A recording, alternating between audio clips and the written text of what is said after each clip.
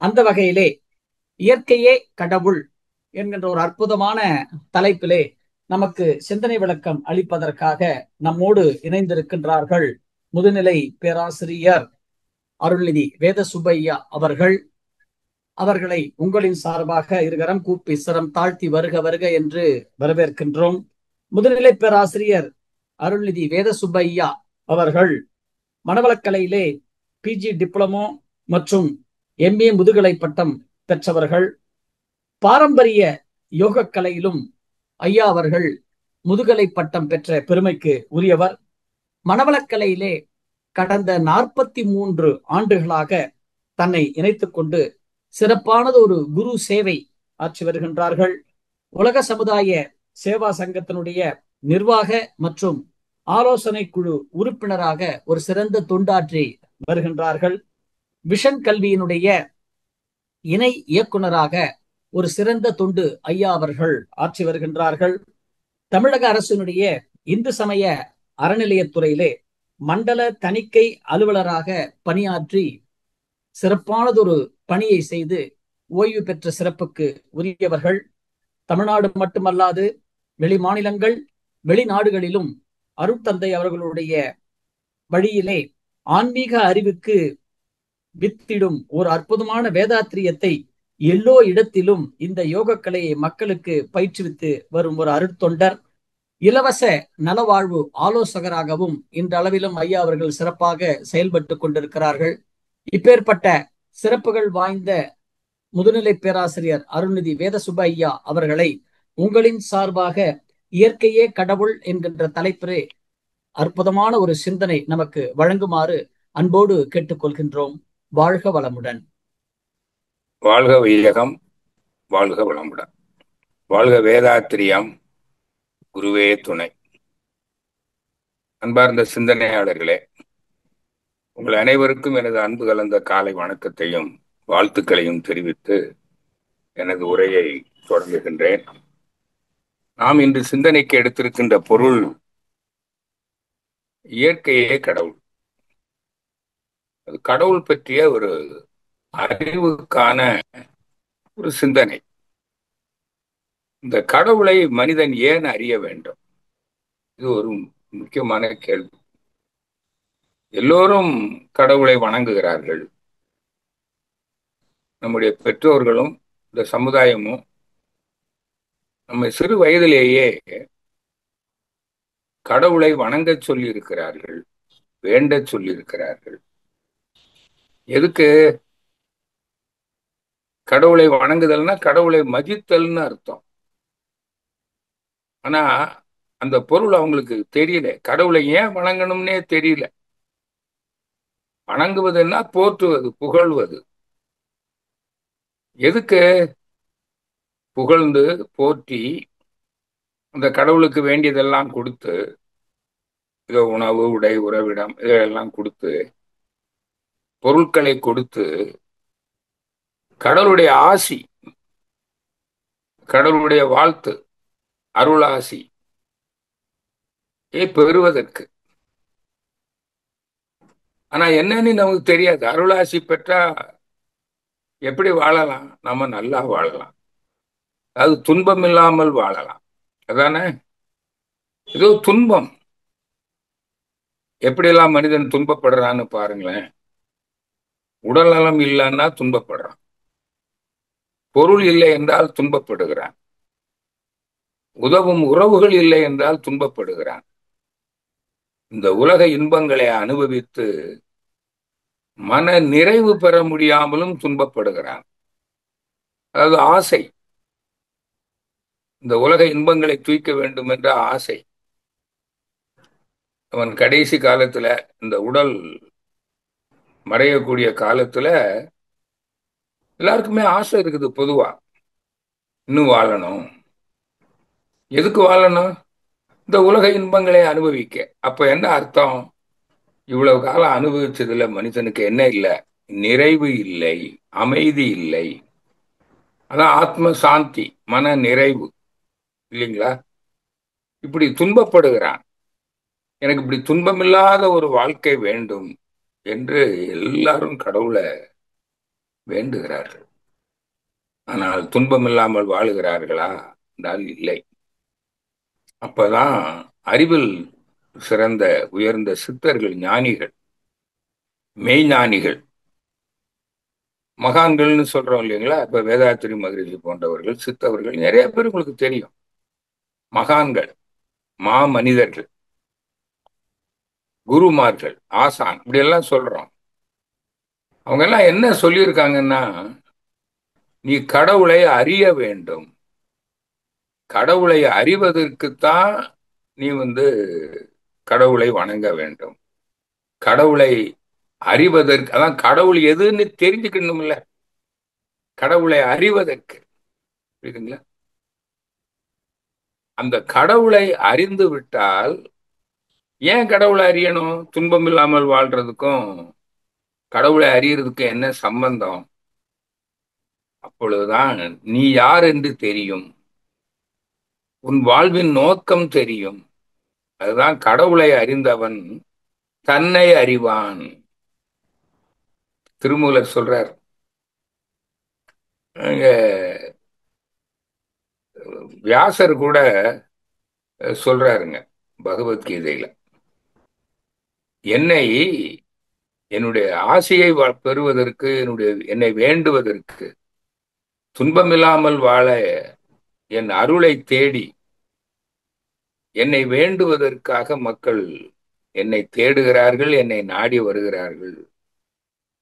அர்ஜுனா, என்னை அறிவதற்கு வர வேண்டும். அப்போ அவங்க துன்பம் இல்லாமல் வாழலாம்னு சொல்ற. இதைத்தான் கடவுளை துன்பம்னா கவலை. துன்பம்ங்கிறது ஒரு கவலை உணர்வு. அதான் கடவுளை அறிந்தவன் கவலை இல்லாமல் வாழ்வான். தன்னை அறிந்தவன், கடவுளை அறிந்தவன் துன்பம் இல்லாமல் வாழ்வான். இதைத்தான் திருமூலர் சொல்லார், தன்னை அறிய தனக்கு ஒரு கேடு இல்லை. அப்போ துன்பம் இல்லாமல் கவலை இல்லாமல் வாழணும்னா நீ கடவுளை அறிய வேண்டும்னு சொல்லியிருக்காங்க. ஏன் அறியணும்ன்றதை இப்போ வேதாத்திரி மகரிஷி, அந்த வழி வந்தவர் அல்லவா, அவர் சொல்றாரு, வாழ்க்கையை விளங்கி கொண்டு வாழ்வாய். அதாவது நீ யார்? கடவுள் தலைவனை அறிந்தவன் தன்னை அறிவான், தன்னை அறிந்தவன் தலைவரை அறிவான். அப்போ உன்னையோ கடவுளையோ அறியணும். எதுக்கு? துன்பம் இல்லாத வாழ்வுக்கு, கவலை இல்லாத வாழ்வுக்கு. அப்போ துன்பம் இல்லாத வாழ்வுன்னா அது என்ன? அதான் இன்ப வாழ்வு. ஒண்ணு துன்பம் அல்லது இன்பம் தானே. இப்ப பாருங்க, உடல் நலத்தோடு வாழ்வது இன்பம். உடலுக்கு நோய்கள் வரும், அந்த நோயை தணிக்கணும், அவ்வளவுதான். இப்ப நோயை தனித்து வாழ்ந்தா நோயற்ற வாழ்வு, அது இன்ப வாழ்வு. பொருள் வளத்தோடு வாழ்வது, வாழ்க்கைக்கு தேவையான பொருள், உயிர் வாழ்வதற்கும் இந்த உலக இன்பங்களை துய்ப்பதற்கும், கஷ்டப்படாமல் காலத்தை மிச்சப்படுத்தி உயிர் வாழ்வதற்கும், உலக இன்பங்களை துய்ப்பதற்கும் பொருள் வேண்டும். அந்த பொருள் இல்லை என்றால் துன்பம் தானே. அதான் நிறை செல்வம்ன்றோம். அப்போ உடல் நலம், நிறை செல்வம், உயர் புகழ், சமுதாய உறவு இல்லாம, நட்பு இல்லாம நம்ம வாழ முடியுமா? யாராவது சொல்லுங்களேன். பொருள் ஈட்டவோ உலக இன்பங்களை துய்க்கவோ முடியாது. பொருள் ஈட்டுறதுக்கு ஆள் வேணும். ஒரு பிடி உணவு உணவு உற்பத்தி பண்றோம்னா ஒரு பிடி உணவில் உலக ஒற்றுமையை கண்டிடுன்னு சொல்றோம். அப்போ நட்பு நலம், சோசியல் பீயிங், இந்த உறவுகள் இருக்கிறது. அந்த உறவை பராமரிக்கணும், மெயின்டைன் பண்ணணும். உதவும் உறவுகள், அப்போ உதவும் உறவுகள் இருக்கிறது. மக்கள் உறவு, உறவுகள் மேம்படணும்னு சொல்லுவோம். அப்போ அந்த நட்பு நலத்தோட வாழ்வது இன்ப வாழ்வு. புரிஞ்சுதுங்களா? அப்போ உலக இன்பங்களை துய்த்து மன நிறைவு இருந்தாதானே இன்பம். நிறைவு இல்லைன்னா துன்பம் தானே. அதான் சாட்டிஸ்பாக்சன் அண்ட் பீஸ்ன்னு சொல்றோம். அப்போ அப்ப பாருங்க, உடல் நலத்தோடு வாழ்வது இன்ப வாழ்வு, பொருள் வளத்தோடு வாழ்வது இன்ப வாழ்வு, உதவும் உறவுகளோடு வாழ்வது இன்ப வாழ்வு, உலக இன்பங்களை துய்த்து மன நிறைவோடு வாழ்வது இன்ப வாழ்வு. இந்த இன்ப வாழ்வு இல்லை, அதனால துன்பம். அப்போ துன்பம் இல்லாமல் வாழ்வதற்கு மனிதன் கடவுளை வேண்டுகிறான். மகான்கள் எல்லாம் சொல்லியிருக்காங்க, நீ கடவுளை அறிய வேண்டும். தன்னை தன்னை அறிதல் கடவுளை அறிதல் ரெண்டும் ஒண்ணுதான். எப்படின்னா, அந்த கடவுள் தான் நீயாக இருக்கிறாய். தெய்வம் மானுஷ ரூபேனன்னு வடமொழியில சொல்லுவான். பைபிள்ல கூட ஆண்டவர் கடவுள் மனிதனை தன் சாயலிலே படைத்தார்னு சொல்லியிருக்கு. அப்ப யாரு மனிதன்? யார்? தெய்வம். தெய்வமேதான் மனிதனாக உள்ளது. அப்ப நான் யார்? நான் கடவுள், நான் இறைவன். புரியுங்களா? அப்ப இத தெரிஞ்சுக்கிட்டா, நான் ஏன், தெய்வம் ஏன் மனிதனாக வந்தது, இதான் இப்ப அந்த அந்த பிறப்பியின் நோக்கம். அதாவது மனிதனாக அவதாரம் எடுத்திருக்கிறது. அவதாரம்ங்கிறது தன்மாற்றம். அவதாரங்கிறது வடமொழி, தன்மாற்றம்ங்கிறது தமிழ். Evolution, evolved. அப்போ தெய்வம் தான் மனிதனாக அவதரித்திருக்கிறது. இப்ப மனிதன் தெய்வ அவதாரம்னு தானே சொல்றாங்க எல்லாரும். ஆனா யாரையோ ஒரு சிலரை மட்டும்தான் கடவுள் அவதாரம்னு சொல்றாங்க. எல்லாரையும் கடவுளாரும் சொல்றது இல்ல. எல்லாருமே கடவுளுடைய அவதாரம் தான். இதைத்தான் தெரிஞ்சுக்கணும். இப்போ இந்த விளக்கத்தை கொடுக்கிறது தான் நம்முடைய ஆசான் அருள் தந்தை வேதாத்ரி மகரிஷி அவர்கள். இன்னைக்கு இந்த ஆன்மீக துறையில, அருள் துறையில இருக்கக்கூடிய அனைத்து சிக்கல்களுக்கும் கேள்விகளுக்கும் விடையாக வந்திருப்பவர் தான் வேதாத்ரி மகரிஷி. அதனாலதான் அவர் சொல்றாரு, நீ உன்னையோ கடவுளையோ அறியணும், அதற்கு இயற்கையை அறியணும். அப்ப இயற்கைன்னா என்ன? இயற்கைன்னா பாருங்களேன், இங்க இயல்பா என்ன இருக்குதோ அதெல்லாம் இயற்கை. இந்த பிரபஞ்சத்துல என்ன இருக்கு? ஒண்ணு சுத்த வெளி, டார்க்னஸ், அதாவது இருள்னு சொல்றீங்கல்ல, இருள்னு ஒண்ணு இருக்கு, டார்க்னஸ். அத சுத்த வெளின்னு சொல்றோம், ஸ்பேஸ்ன்னு சொல்றோம், டார்க் எனர்ஜின்னு சொல்றோம். விஞ்ஞானிகள் பிளாக் ஹோல்னு சொல்றாங்க, யூனிஃபைடு ஃபோர்ஸ்ன்னு சொல்றாங்க. இது நிலையான பொருள், நிலையான இயற்கை, பெர்மனன்ட், எட்டர்னல். புரியுதுங்களா? இதையும் கடவுள்னு தான் சொல்லுது மதங்கள். அது போக வேற என்ன இருக்குன்னு பாருங்க. விண், காற்று, நெருப்பு, நீர், நிலம், இந்த ஐந்தும் அண்டங்களாக இருக்கிறது. நட்சத்திரங்கள், கோள்கள், சூரியன், சுய ஒளி உடைய அண்டங்கள், சுய ஒளி இல்லாத அண்டங்கள், அத ஸ்டார்ஸ் அண்ட் பிளானட்னு சொல்றோம். இது ஐம்பூதங்களால் ஆனது தானே. இது இயற்கை தானே, இயல்பா இருக்கு. இது இது இது மனிதன், அது யாரோ மனிதன் செய்யல, அத இயற்கை, அத மனிதன் உருவாக்கவில்லை. இப்ப புரியுங்களா? ஆடை இயற்கை இல்ல, செயற்கை. ஆனா பஞ்சு இயற்கை. புரியுதுங்களா? அது ஐம்பூதங்களால் ஆனது. அது போல அப்ப இதெல்லாம் இயற்கை தானே. அப்புறம் வேற என்ன இருக்குன்னு பாருங்க. உயிரினங்கள், தாவரம், புழு, பூச்சி, ஊர்வன, கால்நடை, மனிதன். ரொம்ப சிம்பிளுங்க, ரொம்ப எளிது. இந்த உயிரினங்கள்லாம் எதால் ஆனது? இதே ஐம்பூதங்களால் ஆனது தானே. பூத உடல்னு சொல்றோம். மனிதனை எடுத்துங்களேன், இங்க என்ன இருக்குது? நிலம், மண்ணு. நம்ம சாப்பிடுற உணவு இருக்கு இல்லையா, ஆகாரம், அதான மண்ணு. அதுல நீர் இருக்கு, நெருப்பு இருக்குது, காற்று இருக்குது, விண்ணு, உயிர் இருக்கு. உயிர் சத்து, உயிர், அதான் விண்ணு. அதான் விண்ணு விண்ணு நீ வலிக்குது, உயிர் போகுதுன்னு சொல்றீங்கல்ல. அப்ப இந்த ஐம்பூதங்கள் தானே இருக்கு, தானே இயற்கை. இதுக்கு மேல என்ன இருக்கான்னு சொல்லுங்களேன். இதுக்கு மேல என்ன இருக்குன்னு சொல்லுங்க. இதுக்கு மேல உண்மை இல்லை. அந்த சுத்த வெளியை தான் அறிவுன்னு சொல்றோம்.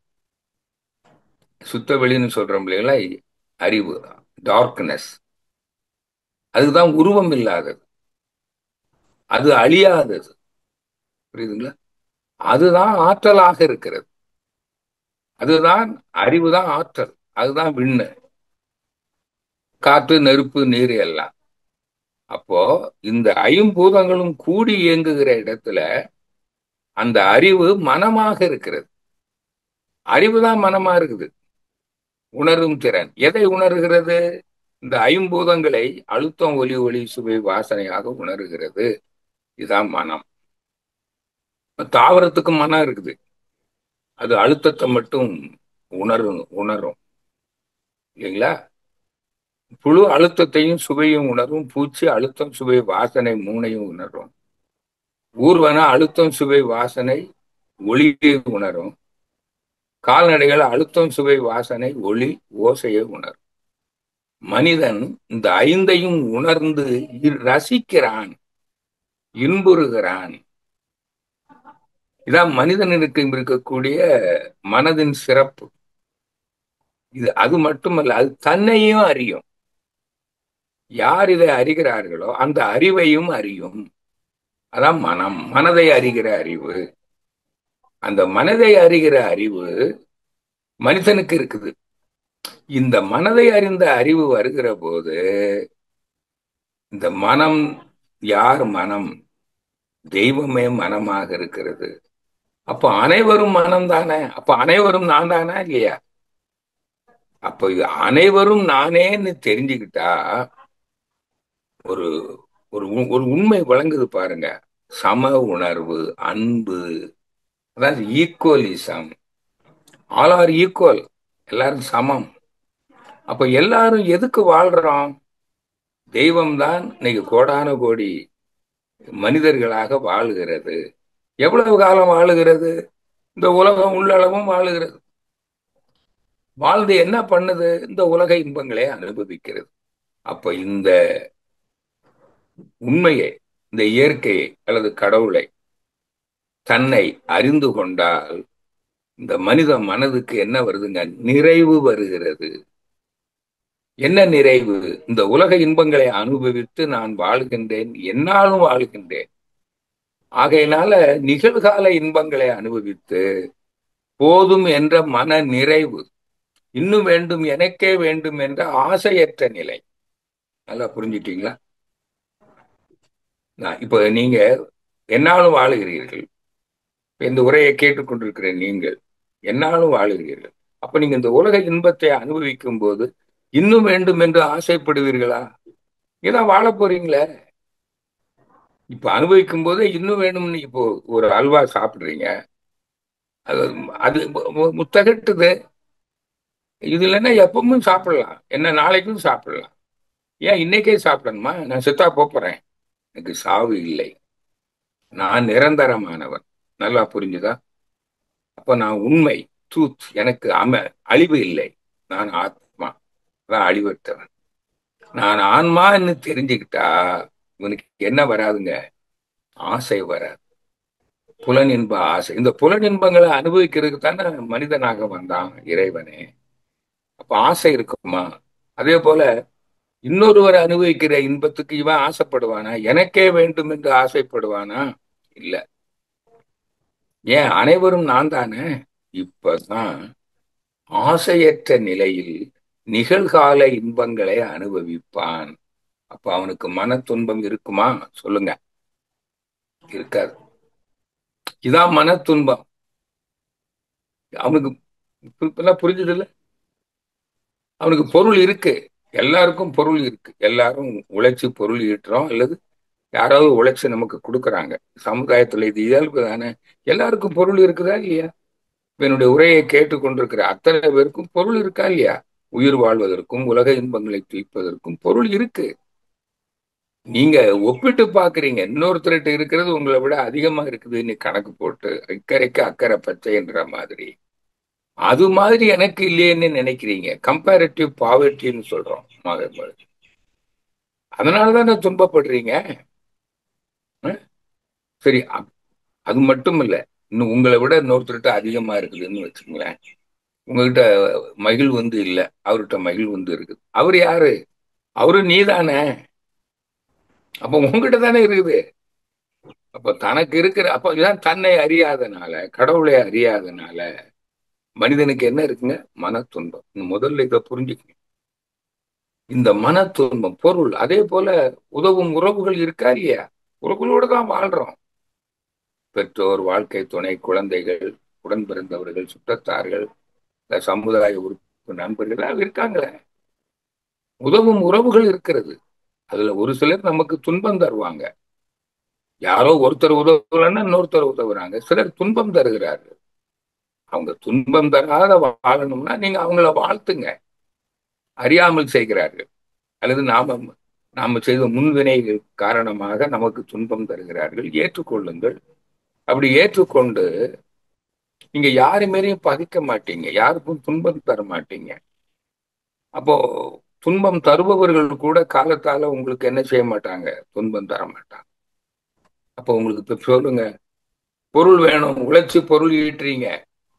உங்களுக்கு ஈட்ட முடியலன்னா நல்ல திறமையான நேர்மையான ஒரு அரசாங்கம் இருந்துட்டா, அந்த அரச ஆட்சியாளர்களுக்கு தன்னை அறிந்த அவர்கள் இந்த கடவுளை அறிந்தவர்களாக இருந்தால் அவர்களுக்கு அன்பு மலர்ந்து விடும் அல்லவா? அன்புள்ள ஆட்சியாளர்களாக இருந்தால் இங்க சமுதாயத்துல உற்பத்தி செய்யப்படுற பொருட்களை உற்பத்தி செய்ய தெரியாத இயலாதவர்கள், பொருளீட்ட தெரியாதவங்களுக்கு பகிர்ந்து அளித்து விட்டால் யாருக்காவது பொருள் பிரச்சனை இருக்குமா? சொல்லுங்க. அப்ப இயற்கையை அறிந்தவன், தன்னை அறிந்தவன், ஆட்சியாளர்களும் இயற்கையே கடவுள்னு தெரிஞ்சுக்கிட்டவங்க ஆட்சிக்கு வந்திருந்தா இப்ப நம்ம நாட்டுல இந்த பொருளாதார பிரச்சனை இருக்குமா? சொல்லுங்களேன். புரியுதுங்களா? அதே மாதிரி உறவு பிரச்சனை இருக்குமா? இருக்காது. அப்போ இந்த உலக இன்பங்களை தூய்ப்பதில் நிறைவு பிரச்சனை இருக்குமா? அதுவும் இருக்காது. அப்போ இவன் உலக இன்பங்களை அளவோடு அனுபவிப்பான். ஆசை இருக்குது. ஆசை இல்லை இல்லையா? பேராசைப்பட்டு இன்னும் வேண்டும், எனக்கே வேண்டும் என்று உடல் தாங்கும் அளவுக்கு மேல அனுபவிக்கும் போதுதான் நோய்வாய்ப்படுகிறான். இப்ப நோய்னா என்னன்னு நினைக்கிறீங்க நீங்க? நோய்னா இந்த உலக இன்பங்களை தூய்ப்பதுல ஆசை. இன்னும் வேண்டும், இன்னும் வேண்டும் என்ற ஆசை. இன்பத்தின் அளவு முறை மீறும் போது அது பொருள் ஆசை, புகழ் ஆசை, அதிகார ஆசை, புலனின்ப ஆசை. அதுலதான் 5 செயல்களில் அளவு முறை மீறுகிறான். உண்ணுதல், உழைத்தல், உறங்குதல், உடலுறவு கொள்ளல், எண்ணுதல். இந்த 5 அளவு முறை மீறுகிற போது அவன் சீவகாந்த சக்தியை, உயிர் சக்தியை இழந்து விடுகிறான். அதுதான் உடலை இயக்குகிற சக்தி, ஜீரண சக்தி, உடல் இயக்க சக்தி. புரியுதுங்களா? அந்த ஜீவகாந்த சக்தி அதான் தெய்வீக சக்தி. எப்படி வீட்டுல மின்காந்த சக்தி இருக்கு, அதனுடைய அழுத்தம் குறைஞ்சு போச்சுன்னா இந்த கருவிகள் இயங்காது இல்லையா? சீராக இயங்காது இல்ல. அப்ப அதே போல நம்ம உடவுல உயிர் சக்தி, ஜீவகாந்த சக்தி அழுத்தம் குறைஞ்சா அது எந்த உறுப்பும் சரியா வேலை செய்யாது. உள் உறுப்புகளோ ஜீரண உறுப்புகள், உடல் இயக்க மன இயக்க கருவிகள் இருக்கு இல்லைங்களா? இப்ப இருதயம், குடல், இருதயம், கல்லீரல், மண்ணீரல், நுரையீரல், சிறுநீரகம், இரைப்பை, சிறுகுடல், பெருங்குடல், பித்தப்பை, மூத்திரப்பை, இதெல்லாம் உடல் இயக்க கருவிகள். கை, கால், வாய், பால் உறுப்பு, குதம், தோல், நாக்கு, மூக்கு, கண், காது, இவங்க எல்லாம் மன இயக்க கருவிகள். இவங்க எல்லாத்தையும் இயக்குகிற ஒரு உறுப்பு இருக்கிறது மூளை. உடல் இயக்க கருவிகளையும் மன இயக்க கருவிகளையும் இயக்குகிற ஒரு மூளைங்கிறது. இத்தனை உறுப்புகளும் கருவிகளும் சீராக இயங்குவதற்கு அந்த ஜீவகாந்த சக்தியினுடைய அழுத்தம் சரியா இருந்தா நோயே இல்லை. இந்த அழுத்தம் சரியா இருந்தா ஓட்டம் சரியா இருக்கும். புரியுதுங்களா? அப்ப எல்லா உறுப்புகளும் சரியா வேலை செய்யும். உங்களுக்கு தெரியும், இயங்கும் மின்சாரம் மூலம் எல்லோருக்கும் உணர்த்தலாம்னு மதுரையில் சொல்றாரு. வீட்டுல மின்சார சக்தி, மின்காந்த சக்தி உடைய அழுத்தம் குறைந்தா அந்த கருவிகள் வேலை செய்யாதே. இன்னொன்னு, விபத்துக்கள்னால ஓட்டத்துல தடை வரும். அணு அடுக்கு சீர்குலைஞ்சு ஒரு ஒரு அடிபட்டுடுச்சு, காயம் பட்டுடுச்சு. அந்த உயிரணுக்களுடைய போலாரிட்டி, அந்த வடக்கு தெற்குங்கிற போலாரிட்டி குலைஞ்சு போச்சுன்னா ஓட்டத்துல தடை வரும். அது வலின்னு சொல்றோம், இது நோயின்னு சொல்றோம். இது கூட வலி, நோய், நீடித்த வலி, இதெல்லாம் உங்களுக்கு சாதாரண விஷயம், எல்லாருக்கும் தெரியும். இப்ப என்னுடைய உரையை கேட்டுக்கொண்டிருக்கிறவங்க அத்தனை பேருக்கும் தெரியும் அல்லவா இது? உங்களுக்கு கண்டிப்பா தெரியும், எல்லாருக்குமே தெரியும். அப்ப இந்த நோய் எப்படி வருது? எல்லாத்துக்குமே காரணம் ஆசை தான். அதான் ஆசையே துன்பத்திற்கு காரணம்னு சொன்னேன். இப்ப இயற்கையே கடவுள்னு தெரிஞ்சுட்டா யாருக்காவது ஆசை இருக்குமா? சொல்லுங்களேன். பேராசை இருக்குமா? பேராசை பெருநட்டம். ஆசை படப்பட ஆய்வரும் துன்பம். ஆசையே துன்பத்திற்கு காரணம். எல்லா மகான்களும் சொல்லியிருக்கிறாங்க. வேதாத்திரி மகரிஷியும் சொல்லுகிறார். புரியுதுங்களா? ம். அப்ப இந்த ஆசையற்ற நிலையை மனிதன் எப்ப அடைவான்னு பாருங்களேன். தன்னையோ கடவுளையோ அறிந்தா. அதான் இயற்கையே கடவுள்னு அறிஞ்சாதான். இயற்கையே கடவுள் என்று அறிந்து கொண்டவனுக்கு தான் அவனுக்கு என்ன இருக்காதுங்க, ஆசை இருக்காது. அன்பு வந்துருமில்ல. அஹ், அன்பு அந்த சம உணர்வு. அப்ப யாராவது பிறருக்கு தீங்கு செய்வாங்களா? பிறருக்கு தீங்கு செஞ்சா யாருக்கு செய்யறாங்க? தனக்கே தீங்கு செய்யறாங்க. இப்ப பிறருக்கு தீங்கு செய்தால் உனக்கு துன்பம் தானா வரும். உனக்கு ஒருத்தன் துன்பம் தருவான், உனக்கு பொருள் பிரச்சனை வரும், உடல்நல பிரச்சனை வரும். ஒருத்தருக்கு துன்பம் தந்தீங்கன்னா அவங்களுடைய சாபம், வேதனை, வருத்தம், அது நமக்கு நோயா வருதா வரலையா? நீ ஐந்தில் அளவு முறையை மீறினதுனால மட்டும்தான் அவங்களுக்கு நோய் வருதா? இல்லையே. பிறரை வருத்தினா நோய் வருமல்லவா? இவ்வளவுதான் விஷயம். அப்போ இங்க பாருங்களேன், அதான் கடவுளை அறிந்தவன் கடமையில் வாழ்வான்னார். கடமைன்னா என்னங்க? இந்த இந்த உடலுக்கு செய்ய வேண்டிய கடமைகள். இந்த இந்த உடம்புல ஜீவகாந்த சக்தி இதான் வாழுது. இவன் காலையில எழுந்திருக்கிறான்னு வைங்களேன், என்ன கடமை? இந்த உடம்புல உயிர் சக்தியை முதல்ல பராமரிக்கணும். அதுக்கு உடம்பை சுத்தம் பண்ணணும், கழிவுகளை வெளியேற்றணும், உடல் பயிற்சி செய்யணும், இப்போ காயகல்ப பயிற்சி செய்யணும், தவம் செய்யணும், பசிக்கும் போது சாப்பிடணும், தாகம் வந்தா தண்ணி குடிக்கணும், உழைக்கணும், இல்ல உலக இன்பங்களை அளவோடு அனுபவிக்கணும், பிறருக்கு உதவணும், நல்லா உறங்கணும். இதுதான் கடமைகள். வேற என்ன இருக்குது கடமைன்னு சொல்லுங்களேன். நாள்தோறும் உங்களுக்கு என்னென்ன கடமைன்னு சொல்லுங்களேன் பார்க்கலாம். ரொம்ப சிம்பிளுங்க. நீங்க ஏதோ போட்டு குழம்பிட்டு இருக்காதீங்க. இதுதான் கடமைகள், டியூட்டி. உன்னுடைய கடமைகள் நீ உடலுக்கு செய்ய வேண்டும், சமுதாயத்துக்கு செய்ய வேண்டும், குடும்பத்துக்கு, சமுதாயத்துக்கு. பிறருக்கு உதவணும் அல்லவா? அஹ்? நீ காலையில எழுந்ததுல இருந்து இரவு உறங்க போற வரையில என்ன செய்றீங்க நீங்க? முதல்ல உங்களுக்கு செய்றீங்க. இந்த உடலை உடல் நலம் காப்பதற்கு. அதான் இப்ப உடவுல குளிக்கிறோம், மலம் மூத்திரம் எல்லாம் கழிக்கிறோம், உடற்பயிற்சி செய்கிறோம், காயக்கல்வி பயிற்சி செய்கிறோம், உணவு எடுத்துக்கிறோம், நீர் அருந்துறோம். உழைக்கிறது கூட அந்த உடல் ஜீரணமாகி உடம்புக்கு சக்தி கிடைக்கணும். அப்பதானே உயிர் ஜீரணம் ஆகும். ஜீரணமானாதானே உடம்புக்கு உயிர் சக்தி கிடைக்கும். புரியுதுங்களா? கழிவுகள் வெளியேறும். அதான உழைப்பு. அப்புறம் பிறருக்கு உதவுறோம், புலன் இன்பங்களை அனுபவிக்கிறோம், நாமளும் அனுபவிக்கிறோம், பிறர் எல்லோரும் இன்புற்று வாழ உதவுறோம். அப்புறம் இரவு 10 மணி ஆனா தானா உறக்கம் வந்துடும். நல்லா உறங்கணும், காலையிலே எழுந்திருக்கணும். இவ்வளவுதானங்க கடமை. எதுக்கு போட்டு ரொம்ப குழம்புறீங்க நீங்க? ஏதாவது கேள்வி இருந்தா எனக்கு கேளுங்களேன். இப்ப நான் 25 நிமிஷத்துக்குள்ள எல்லாம் உங்களுக்கு சொல்லிட்டேன் நான். ம்? நீங்க ரொம்ப ரொம்ப குழம்பி போகாதீங்க. சமுதாயமே, மக்களே, மனித குலமே, நான் உங்களை கெஞ்சி கேட்டுக்கொள்கிறேன், பணிந்து கேட்டுக்கொள்கிறேன், விரும்பி கேட்டுக்கொள்கிறேன். ஏன் இப்படி துன்பப்படுறீங்க? நீங்க ஏதோ இந்த கடவுள் பற்றிய அறிவுல குழம்பி கிடக்குறீங்களே ஆன்மீகம்ங்கிற பேர்ல. உலகம் முழுதும் மக்கள் எங்கெல்லாமோ ஓடுறாங்க, பொருளை செலவு பண்ணி, உடலை வருத்தி, எந்த அதுல உடல் நலத்தை கெடுத்து, பொருள் வளத்தை கெடுத்து, நீ காலத்தை விரயம் பண்ணி, ஆன்மீகங்கிற பேர்ல கடவுளை தேடி கடவுளை வணங்குவதற்கு என்ன பாடுபடுறீங்க? ம்? கொஞ்சம் கொஞ்சம் சிந்தனை பண்ணி பாருங்களேன். அதனாலதான் சொல்றாரு, நீ கடவுளை அறிந்து விட்டால் அதுக்கு அதுக்கு என்ன செய்யணும்னா இயற்கையே கடவுளா அறியணும். இப்ப நீங்களே சொல்லுங்களேன், கடவுளை அறிந்து விட்டால் உனக்கு அன்பு மலர்ந்துருதா? வாழ்வின் நோக்கம் புரியுது இல்ல? சொல்றாரு மகரிஷி. மனிதனாக வந்த மனித உருவம் பொருள் ஈட்டி புலனின்பங்களை துய்ப்பதற்கு, அதுக்கு தகுந்த உருவ அமைப்பு, உடல் அமைப்பு மனுஷனுக்கு தான் வந்துருக்கு. அப்ப வாழ்க்கைங்கிறது என்னங்க? இயற்கை வளங்களை வாழ்க்கை வளங்களாக உருமாற்றி, தரம் மாற்றி, அழகுபடுத்தி, இயற்கையை ரசித்து இன்புறுவது, எல்லோரும் இன்புற்று வாழ உதவுவது தான் வாழ விடு. இதுதானுங்க வாழ்க்கை.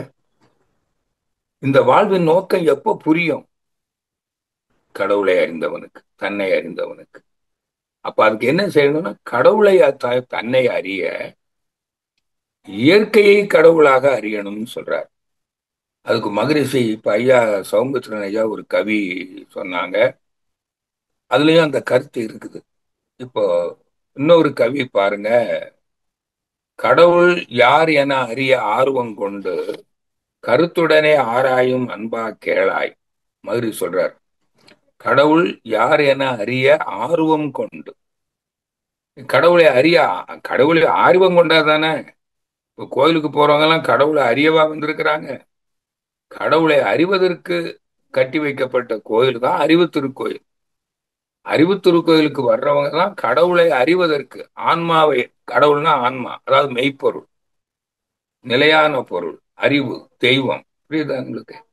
அதான் அறிவு அறிய, அறிவு திருக்கோயில். அப்போ கடவுளை அறிவதற்கு எங்க வர்றாங்க? அறிவு திருக்கோயிலுக்கு. இன்னைக்கு எல்லா கோயிலும் அதுக்காக தான் கட்டி வைக்கப்பட்டது. ஆனா இன்னைக்கு மதம் சார்ந்த கோயில்கள் கடவுளை அறிவதற்கு உதவுகிறதா? சொல்லுங்க. அங்க இருக்கிற மத குருமார்கள், ஆசான்கள் கடவுளை அறிவதற்கு உதவுகிறார்களா? துன்பமில்லாமல் வாழ கடவுள் அருளை பெறுவதற்கு நாடி வருகிறார்களே, அந்த பக்தர்களிடம் அந்த குருமார்கள் சொல்லணும் இல்லையா? நீ துன்பம் இல்லாமல் வாழணும்னா கடவுளை வேண்டி பெறுவதற்கு ஒன்றுமே இல்லை. மதுரை சொல்றாருங்களா? உனக்கு எல்லாம் இருக்குது. உனக்கு பொருள் இருக்குது, உதவும் உறவுகள் இருக்கிறது, எல்லாரையும், மனிதனுக்கு தேவையான அனைத்தையும் அது தெய்வமே தனக்கு அது ஏற்படுத்தி கொண்டது. அதை என்ன சொல்றாங்க பக்தர்களுக்கு? மனிதனுக்கு தேவையான அனைத்தையும் படைத்து இறுதியாக மனிதனை படைத்தார் கடவுள் அப்படின்னு பைபிள் கூட சொல்லும். ஆனா உண்மையில நிலை என்னன்னா, மனிதன், தெய்வம் தனக்கு தேவையானதையெல்லாம் உருவாக்கி கொண்டு இறுதியாக தானே மனிதனாக வந்திருக்கிறது. அப்ப இங்க என்ன இல்ல? நீங்க பொருளை வேண்டுறீங்களே, உறவுகளை வேண்டுகிறீர்களே. இப்ப நம்ம ஒவ்வொருவருக்கும் வாழ்க்கை துணை இருக்குதா இல்லையா? குழந்தைகள் வருமா வராதா? எல்லாம் இருக்கிறாங்க. பெற்றோர்கள் இருக்கிறார்கள், சமுதாய மக்கள் இருக்கிறாங்க. இந்த மக்கள் எல்லாம் யாரு? இறைவன் தானே. அவங்க உதவி இல்லாம வாழ முடியுமா? அதான் நட்பு நலம்.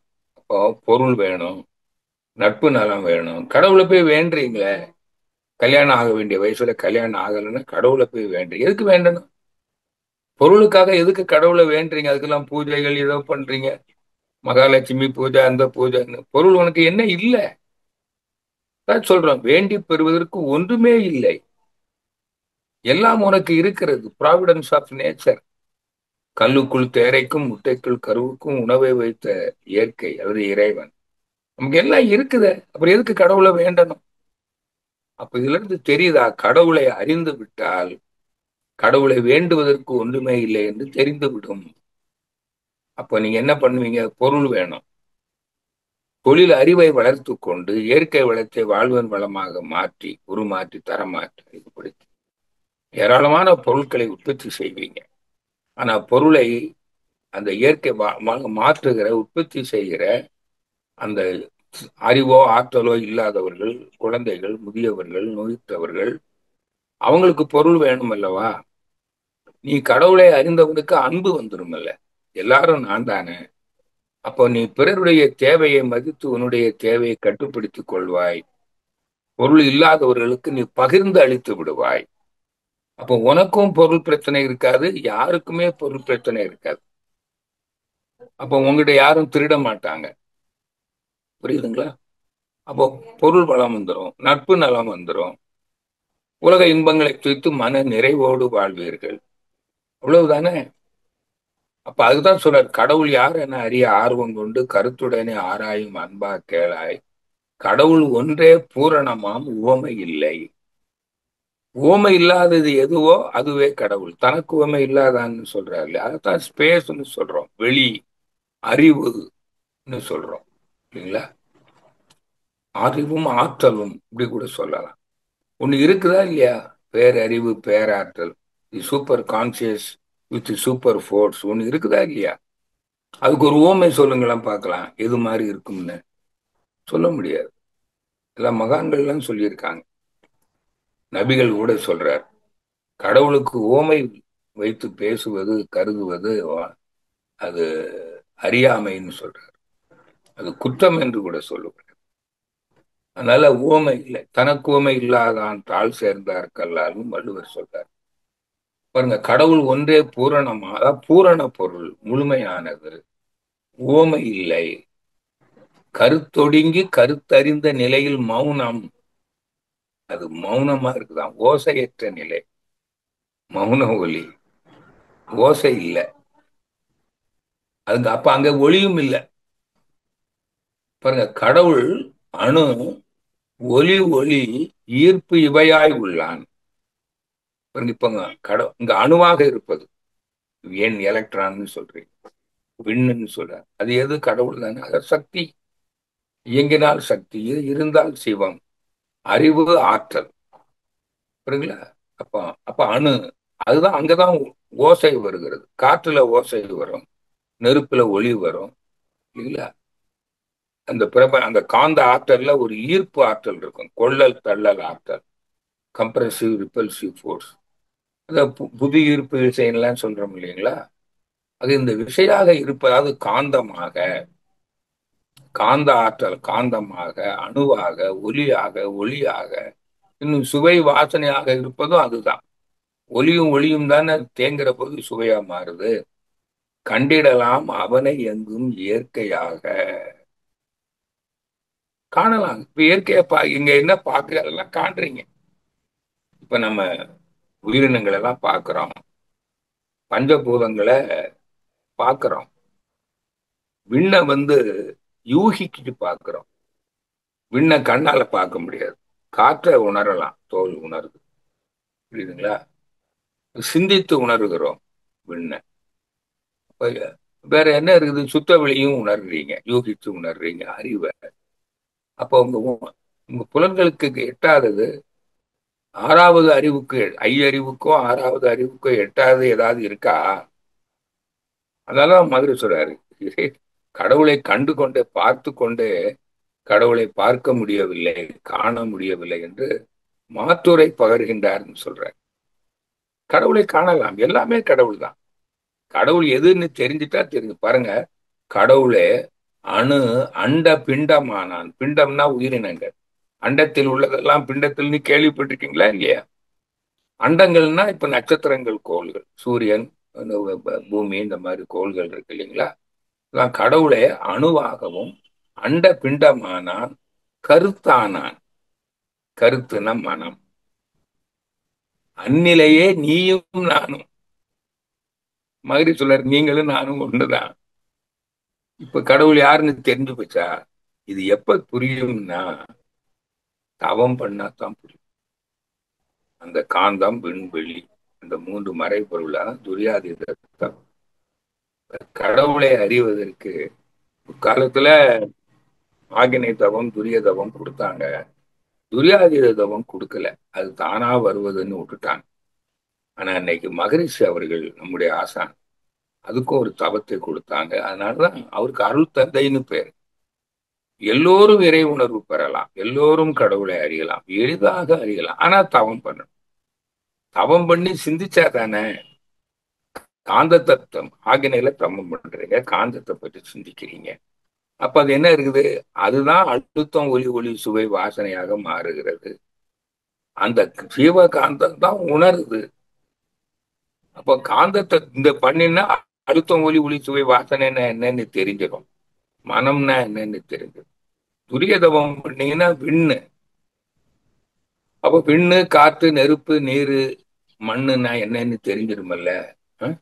பாருங்களேன், ஒண்ணு காந்தம், அதாவது பஞ்சபூதம் கூட இயக்க விளைவு, அது அனந்தம்னு சொல்றோம். அப்போ இன்னொன்னு இயக்கம், சித், அது துரிய தவம் பண்றது. துரியாயுதம் சத், இருப்பு நிலை. சத் சித் அனந்தம், சரியா போச்சா? இருப்பு நிலை, இயக்க நிலை, உணர்வு நிலை அப்படின்னு சொல்லலாம். Being, becoming and knowing. அப்ப இயற்கைய மூன்றாக பிரிக்கிறோம், மூன்று நிலைகளாக: இருப்பு, இயக்கம், உணர்வு நிலை அப்படின்னு சொல்றோம். அதுக்கு தான் இந்த மூன்றையும் உணர்வதற்கு தவம். அப்ப தவம் செய்து இயற்கையே கடவுள்னு விளங்கிக்கலாமா? முடியுமா? முடியாதா? சொல்லுங்களேன். இப்ப இத்தனை பேர் இருக்கிறீங்க, இந்த உரையை கேட்டுக்கிட்டு இருக்கவங்க அத்தனை பேருக்கும் சொல்றேன். இப்ப கேட்கறவங்க மட்டும் இல்ல, இன்னும் பின்னாடி கேட்க போறீங்க நீங்க திரும்ப திரும்ப. எத்தனையோ பேர் புதுசா எல்லாம் கேட்பீங்க. இப்ப நான் சொல்றது உங்களுக்கு புரியுதா புரியலையா? கண்டிப்பா புரியும். புரியலன்னா என்னுடைய அலைபேசி எண்ணுக்கு நீங்க நேரடியாக தொடர்பு கொள்ளலாம். 700109 5530 7010955300. எப்ப வேணாலும் கூப்பிடுங்க.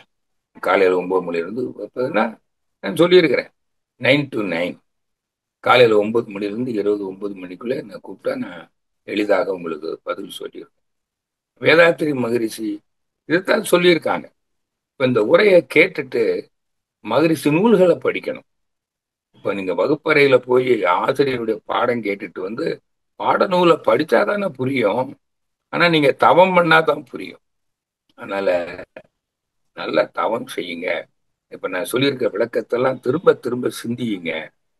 நீங்க கடவுள் யாருன்னு தெரிஞ்சிடும். நீங்கள் யாருன்னு தெரிஞ்சிடும். இயற்கை தான் கடவுள்னு தெரிஞ்சிடும். அப்ப தெரிஞ்சிட்டா கடவுளையோ தன்னையோ அறிவதற்கு தன்னையோ கடவுளையோ அறிவதற்கு இயற்கையை அறியணும். இதான் understanding the nature. The art of understanding the nature is yoga. எதுக்கு? To discover the truth of oneness. இதை வந்து நம்முடைய மதிப்புக்குரிய நம்முடைய இந்திய பிரதமர் மிஸ்டர் மோடி அவர்கள் ஐக்கிய நாடுகள் சபையில யோகக்கலையை பற்றி சொல்ற போது இதைத்தான் சொன்னார். Yoga is not the posters, it is the psychic practice. இது மனதுக்கு கொடுக்கிற பயிற்சி. அதான் மெடிடேஷன் அண்ட் இன்ட்ராஸ்பெக்ஷன். இதைத்தான் நம்ம அகத்தவமும் அகத்தாய்வுன்னு சொல்றோம். இன்ட்ராஸ்பெக்ஷனும் தவம் தான். தியானம் தியானம்ங்கிறது இந்த மறைபொருளை உணர்றது மட்டும் இல்ல, சிந்திப்பது. What it is, how it is, why it is என்று இந்த இயற்கையின் அமைப்பு இயக்கம் விளைவுகளை சிந்திப்பது கூட தியானம். அதுவும் தியானம் தான். அதுக்கு பேரு குண தியானம்னு சொல்லுவாங்க. வடமொழியில ஆத்ம தியானம், குண தியானம்னு சொல்லுவாங்க. அது மொத்தத்துல மெடிடேஷன். அது தவம் அல்லது அகத்தவம் அகத்தாய்வு. நல்லா புரிஞ்சுட்டீங்களா? அந்த பயிற்சியை நம்ம செய்யணும். அது அகத்தவம் அகத்தாய்வு செய்யணும்னா அதுக்கு தான் உடல் பயிற்சி, காயகல்ப பயிற்சி. உடல் பயிற்சி காயகல்ப பயிற்சி செஞ்சு அகத்தவம் செய்யும் போது உடல் நலம் மேம்பட்டு விடும். எல்லாருக்கும் உடல் நலம் மேம்பட்டு விடும். ஆனால் உடல்நலம் காக்கும் அறிவை அறிவதற்கு இயற்கையை முழுமையா அறியணும். அதனாலதான் ஒருத்தர் நான் கேட்கிறேன், உங்ககிட்ட அன்பு இருக்குதா? அன்பு இருக்குது. இறை அன்பு இருக்கிறதா? தெய்வீக அன்பு இருக்கிறதா? அதாவது தெய்வ நிலையை அறிந்த அன்பு. தெய்வம் ஒன்றே ஐம்பூதங்களாகிய அண்டங்களாகிய அனைத்து உயிர்களாக உள்ளது என்பதை விளங்கி கொண்டவனுக்கு ஒரு சம உணர்வு வரும். பார்த்தீங்களா? அதான் தெய்வீக அன்பு, அதான் இறை அன்பு. இறை அன்புன்னு நம்முடைய ஐஏஎஸ் அதிகாரி ஒருத்தர் இருக்கிறார். இறை அன்பு, அவருக்கு அப்படி பேர் வச்சிருக்காங்க. தெய்வீக அன்புன்னு சொல்றாங்க இல்லைங்களா? தெய்வமே தான் அனைத்துமாக இருக்கிறது. இதுதான் கடவுள் அன்பு. அறிந்தது சிவம், மலர்வது அன்பு. சிவம்னா கடவுள், அறிவு, தெய்வம் எல்லாரும் சொல்லலாம். இல்லைங்களா? அப்ப அந்த அன்பு மலர்வதற்கு, இந்த அன்பு மலர்ந்துருச்சுன்னா இவன் தனக்கு தீங்கு செய்வானா? பிறருக்கு தீங்கு செய்வானா? அப்போ ஒழுக்கம், கடமை, ஈகை என்ற அறவாழ்வு இயல்பாகிவிடும். ஒழுக்கம்னா என்னங்க? தனக்கும் பிறருக்கும் துன்பம் தராமல் வாழ்வது. அது தனக்கும் பிறருக்கும் துன்பம் தராமல் வாழ்வது ஒழுக்கம். இதெல்லாம் தெரியும். யாருக்கும் உடலை தாக்குறதோ, பொருளை பறிக்கிறதோ, உரிமையை பறிக்கிறதோ இல்லாம இருக்கணும். அது பிறருக்கு உடலுக்கோ மனதுக்கோ துன்பம் செய்யா வாழ்வு. தனக்கு துன்பம் தராம வாழ்வது எப்படி? ஐந்தில் அளவு முறை காப்பது. வேற ஒண்ணுமே இல்லை. உணவு, உழைப்பு, உறக்கம், பால், உறவு, எண்ணம். இந்த 5 செயல்களிலும் நம்ம எல்லாரும் செய்கிறோம். இதுல அளவு முறை காத்தா அதான் ஒழுக்கம்ங்க. இப்போ 5 அளவு முறை காத்து பிறருக்கும் துன்பம் தராமல் வாழ்ந்தா எப்படி வாழ்வான்? நோய் வருமா? நோய் காரணம் இதுதானே. அப்போ ஒழுக்கம்ங்கிறது எதுக்குன்னா நோயற்ற வாழ்வுக்கு. முடிஞ்சு போச்சா?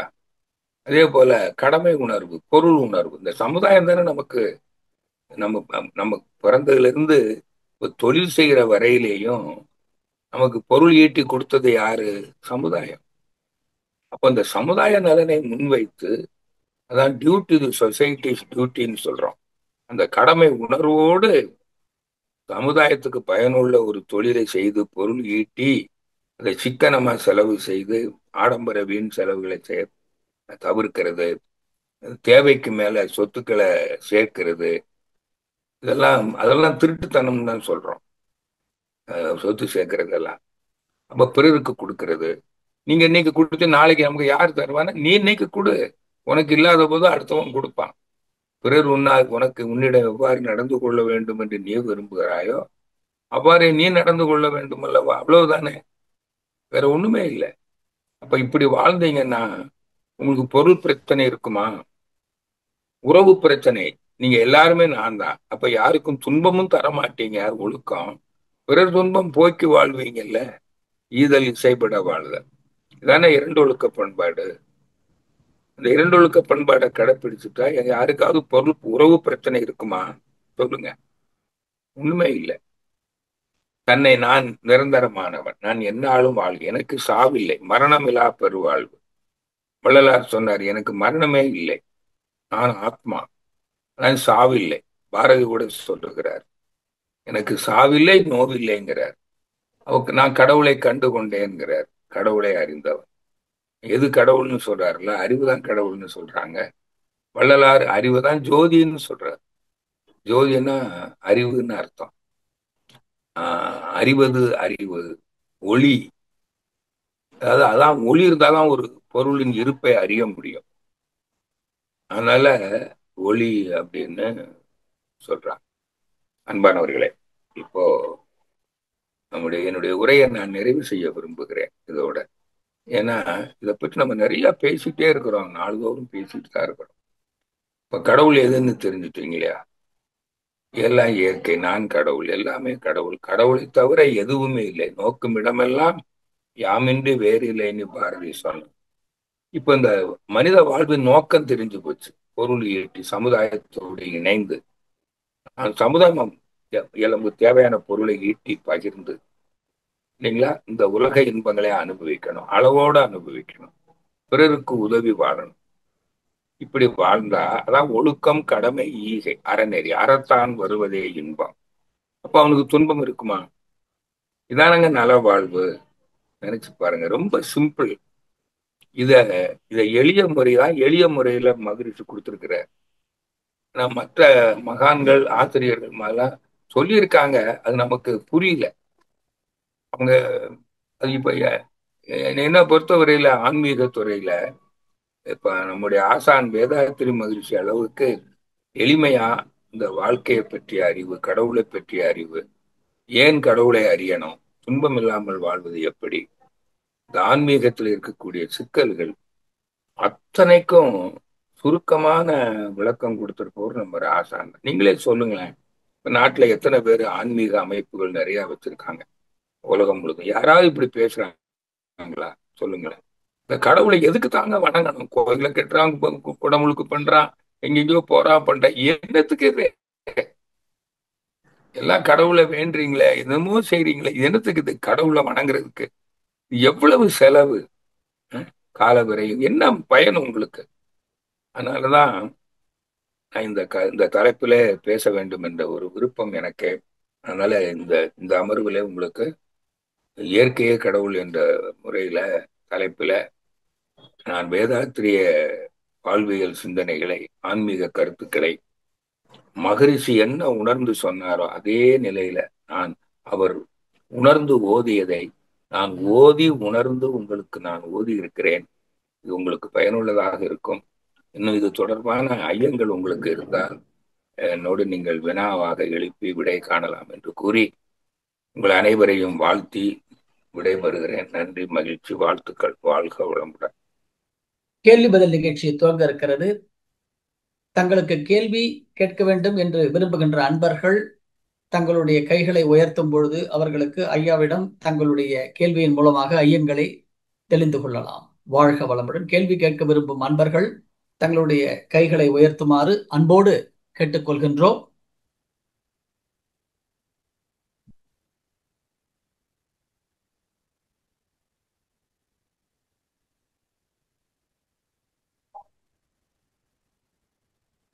வாழ்க வளமுடன். கவிதா கோவிந்தராஜ் அவர்கள் உங்களுக்கு அன்மியூட் பண்ணிருக்கோம், ஐயா கிட்ட பேசலாங்க.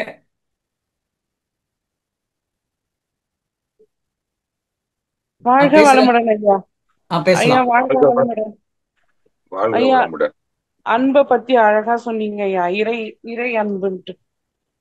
ஆ, உம் இயற்கையை பத்தியும் ரொம்ப அழகா சொன்னீங்க. இயற்கை தான் கடவுள்.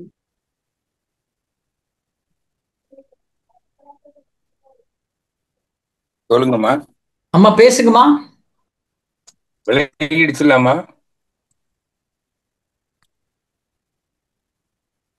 வாழ்க வளமுடன். அம்மா வாழ்க வளம் கட் ஆயிடுச்சு. ரைட். வாழ்க வளமுடன் சுசீலா அவர்கள். வாழ்க வளமுடன், ஐயா கிட்ட பேசலாங்க. ஐயா வாழ்க வளமுடன்ங்கய்யா. வாழ்க வளமுடன்மா. இந்த பொதுவா இந்த அமாவாசைகள்ல தர்ப்பணம் கொடுக்கறத நம்ம இயக்கத்திலேயே உள்ளவங்க சிலர் கொடுக்கலான்றாங்க, சிலர் கொடுக்க வேணாம்ன்றாங்க. எது கரெக்டுங்கய்யா? இறந்து போனவருக்கு ஒன்றும் செய்ய வேண்டியதில்லை. நம்ம யாரோ ஏதோ செஞ்சுக்கிட்டு இருக்காங்க. அது சரிங்க. என்னன்னா புண்ணியம் செய்யணும், அவ்வளவுதானே. இந்த தர்ப்பணம்ங்கிற இறந்து போன நாட்கள்ல துன்பப்படுறவங்களுக்கு நீங்க பொருள் உதவி செய்றீங்க ம். அல்லது அறிவால உதவி செய்றீங்க. அவங்க அவங்க யார் இறந்து போனாங்களோ அவங்களுடைய பாவ பதிவுகள் இருக்கு இல்லையா, அவங்க பிறருக்கு செஞ்ச பாவம் ம். 3 சொல்லுங்க, அல்லது அப்பதான் நீங்க ஆமாங்கய்யா. கேக்குறீங்களான்னு எனக்கு தெரியும். சரிங்க, கேட்டுக்கிட்டே இருக்கேன். ஒருவர் கேட்கிறேன். இறந்து போயிட்டாருன்னா சரிங்க. அவர் இறை உணர்வு பெறாமல் இறந்து போனா ம். அவருக்கு பாவ பதிவுகள் இருக்குமா இருக்காதா? இருக்குங்கய்யா. அந்த பாவ பதிவை யார் போக்குறது? பிள்ளைகள் தானே போக்கணும். ஆமா. ஆ. அவனாலதான் அந்த அவங்க இறந்த நாள்ல செய்யலைன்னா அமாவாசை அன்னைக்கு செய்யறாங்க, ம். ம். இல்லைன்னா ஆடி அமாவாசை செய்யறான், மகாளி அமாவாசை, ஏதோ ஒரு அமாவாசை நாள்ல ம். என்ன செய்யறாங்க? பொருள் இல்லாதவனுக்கு பொருளை கொடுக்குறான். அவனுக்கு அதான் கொடுக்க தெரியும். அறிவா இருக்குது இவனுக்கு. அறிவு ம். இருக்கிறவன் அறிவை கொடுப்பான். இப்ப நான் அறிவை கொடுப்பேன். சரிங்க. புரியுதா உங்களுக்கு? துன்பம் இல்லாமல் வாழும் அறிவை என்னுடைய பெற்றோர்களுடைய நினைவு நாள்ல நான் என்ன பண்ணுவேன்? நான் என்ன இருந்தானே கொடுத்துக்கிட்டு இருக்கிறேன். ஆமாங்க. அது மாதிரி நீங்க இல்லாதவன் பொருளை கொடு. ம். இதுக்குதான் தர்ப்பணம். அதுக்கு பொருளை யாருக்கு கொடுக்கறது? அதுக்கு யாரோ அதுக்கு ஒரு புரோகிதர் இருக்காரு. அந்த புரோகிதருக்கு கொடுக்குறீங்க தர்ப்பணம், ஆமாங்க. இல்லைன்னா மத்தவங்களுக்கும் கொடுக்குறீங்க. அதானே செய்றீங்க. ம். அமாவாசை இப்ப என்ன என்ன பண்றீங்கன்னு சொல்லுங்களேன். ஆமாங்க. நல்ல சோறு ஆக்கி அல்லது உணவுப் ம். பொருள்கள், பண்டங்கள், வஸ்திரங்கள், ம். கோதானம் கூட கொடுக்குறேங்கிறீங்க. ஏதோ பொருட்களை கொடுக்குறீங்க. ஆமாங்க. இந்த புரோகிதருக்கும் கொடுக்குறீங்க, மக்களுக்கும் கொடுக்குறீங்க. இதானே தர்ப்பணம்? ஆமாங்க. இதான் தர்ப்பணமா இல்ல வேற என்ன செய்றீங்க? அதை சொல்லுங்களேன் எனக்கு கொஞ்சம். இதைத்தாய்யா சொல்லிடுறோம். அவ்வளவுதான். இது இது இது இது வந்து தேவையா தேவை இல்லையா? எப்ப தேவை? அன்னைக்கு தான் செய்யணுமா? எந்நேரம் செய்ய வேண்டியதானே? அது சரிதாங்க. உங்க அப்பா அம்மாவுடைய பாவங்களை போக்கணும்னா இந்த ம். பாவ பதிவு உங்ககிட்ட தானே இருக்குது. ஆமாங்க. அவங்க பெற்றோருடைய பாவ பதிவு யாருகிட்ட இருக்கு? பிள்ளைகள்கிட்ட இருக்கு. ம். அப்ப அவங்க போக்காம போன பாவத்தை நீங்க புண்ணியம் செஞ்சு போக்கணும். ம். சரிங்க. அப்ப இந்த அமாவாசை நாட்கள்லயோ அல்லது என் நினைவு நாட்கள்லயோ தர்ப்பணங்கிற பேர்ல நீங்க பிறருக்கு உதவணும், அவ்வளவுதான். பொருளையோ அறிவையோ கொடுத்து சரிங்க. என்னைக்கு வேணாலும் செய்யலாமே. அது சரி. அன்னைக்கு தான் செய்யணும்னு இருக்குதா? அப்படி இல்ல, அது வகுத்து வச்சிருக்காங்க. அன்னைக்கு மட்டும் செஞ்சா போதுமா? அன்னைக்கு மட்டும் செஞ்சா போதுமா? எல்லா நாளும் செய்யலாம். சரிங்க. புரியுதா இப்ப உங்களுக்கு? சரிங்க. வாழ்க வளமுடன். இல்ல இப்ப இந்த கேட்டுக்கிட்டு இருக்கவங்க யாருக்காவது இன்னும் சந்தேகம் இருந்தா அவங்களே என்கிட்ட கேட்கட்டும், இல்லைன்னா அப்புறம் போன்ல பேசட்டும். சரியா? சரிங்க. சிறப்பு. நைட். அடுத்தது. வாழ்க வளமுடன். மிக்க நன்றி. அடுத்ததாக கவிதா கோவிந்தராஜ் அவர்கள். வாழ்க வளமுடன். அன்மியூட் கொடுத்துருக்கோமா? ஐயா கிட்ட பேசலாங்க. ஆமா ஐயா, வாழ்க வளமுடன் ஐயா. வாழ்க வளமுடன் ஐயா. ஐயா சொல்லுங்கம்மா. ரொம்ப ரொம்ப அருமையா இருந்துச்சுங்க ஐயா. இயற்கை தான் கடவுள்ன்ட்டு. அதே மாதிரி ஆமா, கடைசி அதான் சொல்லிட்டு. இறை தான், இறை அன்புன்ட்டு. இறை அன்பு கொஞ்சம் நல்லா அழகா சொன்னீங்க ஐயா. இறை இறை அன்பு. அன்பு, தெய்வீக அன்பு, அவ்வளவுதான். ஆஹ் ஆஹ் நல்லா இருந்துச்சுங்க. நல்லது ரொம்ப நல்லது. நல்லா இருந்தது. ஆனா இப்ப நீ அவங்க கேட்ட மாதிரி இப்ப வந்து அமாவாசை அன்னைக்கு படைக்கணும், இன்னைக்கு படைக்கிறோம் இல்லையா இறந்தவங்களுக்கெல்லாம்.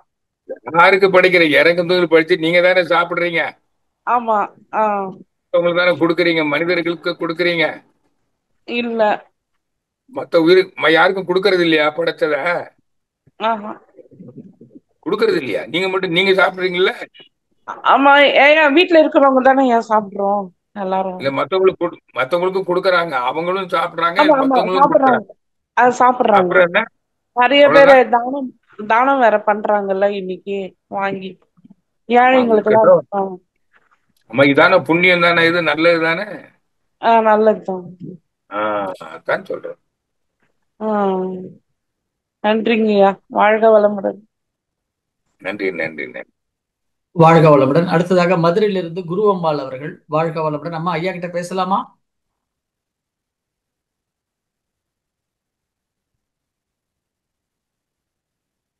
அம்மையப்பா வாழ்க வளமுடன். அம்மையப்பா வாழ்க வளமுடன்மா. ஐயா கிட்ட பேசலாமா? ஐயாட்ட பேசுறேன். ஐயா வாழ்க வளமுடன். ஐயா ஐயா வாழ்க வளமுடன். ஐயா பேராசிரியர் ஐயா. வாழ்க வளமுடன்மா. சொல்லுங்கம்மா. ஆஹ் கேக்குதுமா? எப்பயுமே சொல்லுங்கம்மா. சொல்லுங்க. எப்பயுமே நீங்க ரொம்ப சிறப்பா தான் இருக்கும். ஐயாவோட இது கேட்டுக்கிட்டே இருக்கணும் போலதான் இருக்கும். ஏன் எப்பதான் இவரு ஏன் நிப்பாட்டுறாரு அப்படின்ற மாதிரிதான் இருக்கும். ரொம்ப அற்புதங்க ஐயா. இப்ப அவங்க கேட்டதுக்கு சொன்னீங்க, இந்த மாதிரி நல்ல காரியங்கள்லாம் செய்யணும், புண்ணியம் செய்யணும், 4 பேருக்கு சாப்பாடு கொடுக்கணும் அப்படின்றீங்க. அது ஏங்கய்யா இந்த முற்காலத்துல இருந்து இந்த நாள்ல தான் செய்யணும் அவங்களுக்கு பெரியவங்களுக்குன்னு இல்ல, வகுத்தாங்க? அது நினைவு அது அது அன்னைக்கு நீங்க நினைவுபடுத்திக்கிறீங்க. இதை செய்யணுங்கிறத நினைவுபடுத்திக்கிறதுக்கு தான் அந்த நாள். புரியுது? அதான் நினைவு நாள்னு பேரு. நினைவு நாள் வேற. அதை தவிர ஆடி அமாவாசை, புரட்டாசி அமாவாசை, என்னைக்கு வேணாலும் செய்யலாம். அதெல்லாம் வகுத்திருக்காங்களே, அதற்கு காரணம் ஏதாவது நல்லதுதானே. இயற்கையில இருக்கா? நீங்க எப்படியாவது மக்களுக்கு உதவுங்கள். உதவுறதுக்கு ஒரு முறைய வச்சிருக்காங்க. இது நல்லது தானே. நல்லதுதான். நல்லதுதான். நல்லதுன்னா நீங்க எல்லா நாளும் செய்யுங்கன்னு சொல்லாம சில நாட்களை குறிப்பிட்டு இருக்கிறாங்களே. அப்படி இல்ல, குறிப்பிட்ட நாள்னு சொல்லல, எல்லா நாளும் செய்யலாம்னு சொல்லி இருக்கு. சரிங்கய்யா. சரிங்கய்யா, ரொம்ப நன்றிங்கய்யா. உடல் நலம்லாம் நல்லா இருக்குல்லங்கய்யா? நல்ல உடலையும் பார்த்துக்கங்கய்யா. வாழ்க வளமுடன். நல்லா இருக்கீங்க. வாழ்க வளமுடன். உங்களுடைய தொண்டு தொடரட்டும் ஐயா. சரி சரி சரி ஐயா. வாழ்க வளமுடன். வாழ்க வளமுடன். கட் ஆயிடுச்சு. அடுத்ததாக ஏதாவது கேள்வி இருக்குதா சௌமித்திரன்? அது ஒரு நண்பர்கள் இருக்காங்கய்யா. கூப்பிடுங்க. சிவராமன் ஐயா அவர்கள். வாழ்க வளமுடன். ஐயா கிட்ட பேசலாங்க. வாழ்க வையகம், வாழ்க வையகம், வாழ்க வளமுடன். குரு வாழ்க, குருவே துணை. ஒரு 15 நாளா உங்களை நினைச்சிட்டு இருந்த ஐயா. இன்னைக்கு நீங்க இந்த கேள்வி பதில் எல்லாமே இன்னைக்கு அந்த இயற்கையே கடவுள்ன்ற ஒரு நிகழ்ச்சியில நீண்ட நாட்களுக்கு அப்புறம் இன்னைக்கு ஆன்லைன்ல வகுப்பு கேட்கக்கூடிய ஒரு வாய்ப்பு கிடைச்சது. அதுவும் ஒரு புண்ணியமான நாள், அமாவாசை. என்னுடைய கேள்விக்கெல்லாம் நீங்க பதில் சொல்லிட்டீங்க. நீங்க உடல் ஆரோக்கியத்தோடு வாழ்வாங்க வாழ பிரார்த்தனை செய்கிறேன் ஐயா. நன்றி. வாழ்க வளமுடன். வாழ்க வளமுடன் ஐயா. மிக்க நன்றி. வாழ்த்துக்களுக்கு நன்றி ஐயா கேட்டுக்கிட்டாரு. அடுத்ததாக உமையாள் அவர்கள். வாழ்க வளமுடன்மா. ஐயா கிட்ட பேசலாம். அன்மியூட் பண்ணிருக்கேன் உங்களுக்கு. ஐயா நன்றிங்க ஐயா. வாழ்க வளமுடன் ஐயா. ஐயா வாழ்க வளமுடன் ஐயா. வாழ்க வளமுடன். சொல்லுங்க. இல்லைங்க ஐயா, இப்ப நீங்க சொன்னீங்கல்லங்க ஐயா, இப்ப திருமணம் ஆகல, குழந்தை பிறக்கல அப்படின்னா ஏன் கோயிலுக்கு போறீங்க அப்படின்னு சொல்றாங்கல்லங்க ஐயா. இப்ப அவங்க திருமணம் ஆகல அப்படின்னாலும் குழந்தை பிறக்கனாலும் எல்லாம் சமுதாயம் அவங்கள போட்டு கேள்வி கேட்டுக்கிட்டே இருக்குல்லங்க ஐயா. அதுல இருந்து ஒரு விடுதலை கிடைக்கணும் அப்படின்னு போறாங்க அப்படின்னு சொல்றாங்க ஐயா. அவங்க கிட்ட கேட்டா ஏன் கோயிலுக்கு போறீங்க அப்படின்னு கேட்டா, நீங்க கோயிலுக்கு போறது வேண்டுதலுக்கு போறாங்க. இப்ப என்ன பிரச்சனை? குழந்தை இல்லையா? இல்லங்கய்யா, அவங்க சீக்கிரமா நடக்கணும்னு அப்படி போறாங்க அப்படிங்கிற மாதிரி நான் நினைக்கிறேன். சொன்னேன், நீங்க கோயிலுக்கு போய் என்ன செய்யணும்? ஒன்னும் கடவுளை வேண்ட வேண்டியதே இல்ல. சரிங்கய்யா. இவ்வளவு சொன்னதுக்கு கேட்டீங்களா கேட்கலையா? கேட்டேங்க ஐயா. கடவுளை ஏதாவது வேண்டணுமா? வேண்டாங்க நீங்களே வேண்டாங்க. கடவுள், எல்லாம் கடவுள். இப்ப நீங்க சரிங்க இவ்வளவு ஐயா. நேரம் வகுப்புல இவ்வளவு நேரம் பாடம் கேட்டு என்ன தெரிஞ்சுக்கிட்டீங்க நீங்க?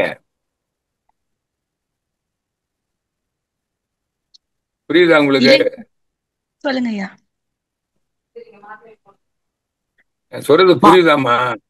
அம்மா ஐயா உங்ககிட்ட கேள்வி கேட்கறாங்க. இவ்வளவு இந்த ஒரு மணி நேரம் கடவுளை இப்போ வேண்ட இவ்வளவு வேண்டியது நேரம் எனக்கு சொன்னது தெரியல என்ன ஐயா. சொன்னான்னு புரியுதா புரியலையா? கடவுளை வேண்ட வேண்டியது இல்லையா, உங்களுக்கு நடக்க வேண்டியது நடக்கும் அப்படின்னு தெரியுதுங்க ஐயா. அவங்க எல்லாரும் செய்யறதுக்கு நான் சொல்றேன். நான் என்னுடைய இதை கருத்து சொன்னேங்க ஐயா. என்னம்மா நீங்க தெரிஞ்சுக்கிட்டீங்க இது வரையில?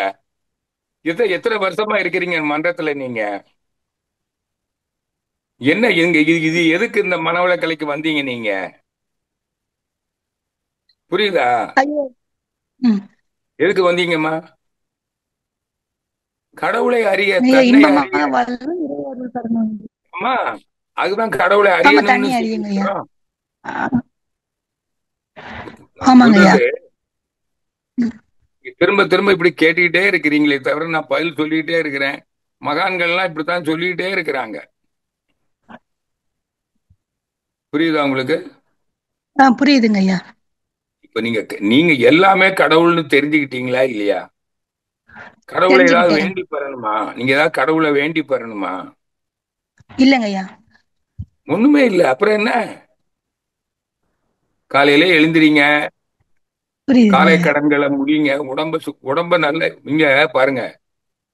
காலையில எழுந்ததுல இருந்து உறங்க போற வரையில உடல்நலம் காப்பதில் அறிவு விழிப்போடு செயல்படுங்கள். பொருள் ஈட்டுவது அறவழியில் பொருள் ஈட்டுங்கள். உலக இன்பங்களை அளவோடு அனுபவியுங்கள். பிறருக்கு உதவுங்கள். இவ்வளவுதானே. என்ன ஆமாங்க ஐயா. செய்யணும்னு சொல்லுங்களேன். சொல்லுங்கம்மா, எனக்கு பதில் சொல்லுங்களேன். உடல்நலம் எல்லாருக்கும் தான் காப்பதில் கேட்கிறேன். விழிப்போட இருக்கணும் ஐயா. இப்ப சொன்னதுதான் சொன்னீங்க. உடல்நலம் இவ்வளவுதானே. காப்பதில். ஆமாங்க ஐயா. இவ்வளவுதானே. நீங்க கடவுளை அறிந்து விட்டால் கடவுளை அறிவதற்கு தவம் பண்ணணும். ஆ, நீங்க சரிங்க. தவம் பண்ணி இறைநிலை தவம், துரியாதி எல்லாம் ஒண்ணுதான். இயற்கை தத்துவ தவம், பிரம்மஞான தவம். ம். இந்த பிரம்மஞான தவம் பண்றீங்களா? பண்றேங்க ஐயா. அப்புறம் புரிஞ்சிருக்குமில்ல. அப்போ பிரம்மஞான தவத்துல என்ன சொல்றோம்? இறைவெளியே தன்னிருக்க சூழ்ந்தழுத்தும் ஆற்றல். அதுதான் என்னவா இருக்குது? அதன் திணிவு மடிப்பு விழ சுழலும் நுண் விண்ணாம் இறைவெளியில் விண் சுழல நெருக்குகின்ற உரசல் நிலைவெளியில் எழுப்புகின்ற நேரலைகள் காந்தமாம் மறைபொருளாம் காந்தம் தன் மாத்திரைகள் ஐவகை மலைக்காதீர் விண்கூட்டம் மாபூதம் ஐந்துமாம் முறையாய் அக்காந்தாலை மனமாம் உயிர் உடல்களில் மதி உயர்ந்து இவ்வுண்மை பெற மா பிரம்ம ஞானமாம். இதான் இறை ஞானம். இதான் கடவுள் பற்றிய அறிவு, தன்னை பற்றிய அறிவு. புரிஞ்சுதா புரியலையா? இதை திரும்ப திரும்ப தவம் புரியுதுங்க ஐயா. இருங்க. அப்போ சரிங்க இயற்கையே ஐயா. கடவுளுங்கிறது உங்களுக்கு அகக்காட்சியாக விளங்கிவிடும். சரிங்க ஐயா. கேள்வி கேட்டுட்டே இருக்கிறீங்களே தவிர நீங்க தவம் பண்ணி அந்த அகக்காட்சியாக காணவில்லை. சுத்தவெளி முதல் மனித மனம் வரை இயற்கையின் அமைப்பு இயக்கம் விளைவுகளை இறைநிலை தவம் செய்து அகக்காட்சியாக காணும் நிலையே கடவுளை அறிந்த நிலை, உணர்ந்த நிலை. புரியுதா இப்போ? புரியுதுங்க ஐயா. இதைத்தானே இறைநிலை தவத்துல மகிழ்ச்சி சொல்றாரு. ஆமாங்க ஐயா. இறைநிலை தவம் நாள்தோறும் செஞ்சுட்டு வரீங்கல்ல, செய்யறேங்க ஐயா. அடிக்கடி செய்யணும். அதுக்கு நேரங்காலம்லாம் கிடையாது. செஞ்சுக்கிட்டே வாங்க. ஒரு புரியுது. நாள் இறை உணர்வு பெற்று விடுவீர்கள். அன்பு சரிங்க. மலர்ந்து விடும். ஒழுக்கம், கடமை, ஈகை ஆகிய அறநெறிகளை கடைபிடித்து ஒழுக்கம் உடல் நலத்துக்கு, கடமை உணர்வு பொருள் வளத்துக்கு, ஈகை உணர்வு நட்பு நலத்துக்கு, தன்னை அறிந்தால் மன நிறைவு அமைதி வந்துவிடும். புரிஞ்சுதுங்களா? புரிஞ்சுதுங்க ஐயா. அவ்வளவுதான் விஷயம். வாழ்க வளமுடன். வாழ்க்கை வளமுடன் ஐயா.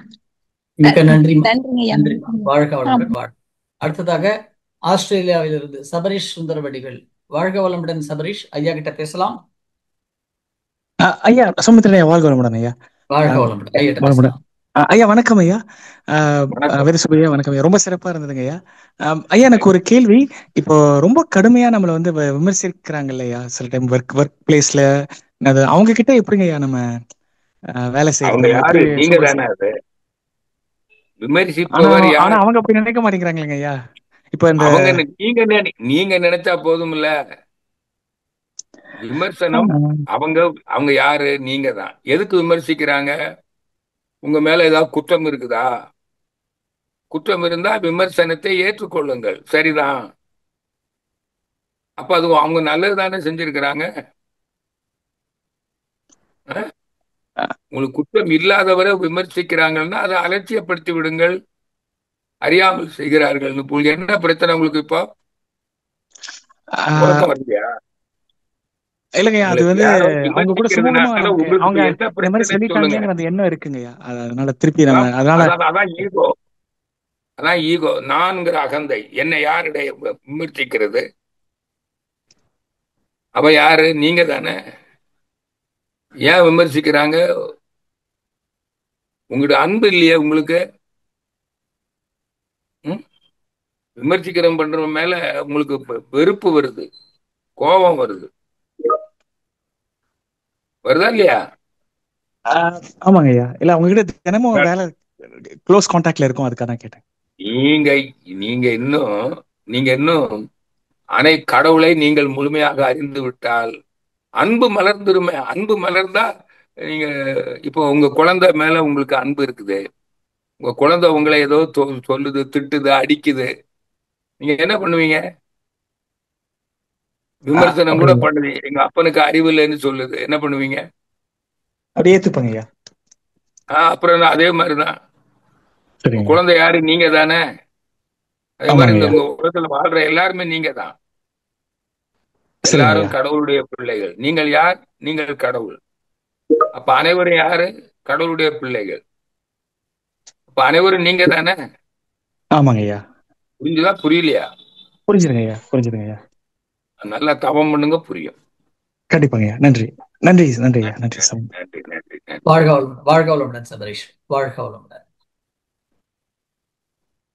அடுத்ததாக ஆஸ்திரேலியாவிலிருந்து பார்த்தசாரதி ஐயா அவர்கள், விக்டோரியா ஸ்கை ஐயா. வாழ்க வளமுடன் ஐயா, கிட்ட பேசலாம். ஐயா வாழ்க வளமுடன் ஐயா. பார்த்தசாரதி ரொம்ப நாம் ரொம்ப சிறப்பான மகிழ்ச்சி பார்த்தசாரதி. நலமாக இருக்கிறீர்கள்? நன்றாக இருக்கிறேன் ஐயா, மிகவும் நன்றாக இருக்கிறேன். ரொம்ப மகிழ்ச்சி உங்களுடைய உரையை கேட்டதுக்கு. திரும்ப திரும்ப ரொம்ப சிறப்பானது உரை. இப்ப எங்களுக்கெல்லாம் இந்த ஊர்ல வேலையே இல்லாத மாதிரி இருக்கு. அன்பர்கள்லாம் பயிற்சிக்கு ரொம்ப கம்மியா வராங்க. இது என்ன காரணம்? ஒண்ணுமே கண்டுபிடிக்க முடியல. மக்களுக்கு நீங்க பாருங்க, நீ துன்பம் சொல்லுங்க. இல்லாமல் வாழ, இன்பமாக வாழ, கவலை இல்லாமல் வாழ, நீ உன்னையோ கடவுளையோ இயற்கையோ அறிய வேண்டும் என்று நீங்கள் மக்களுக்கு சொல்லுங்கள்.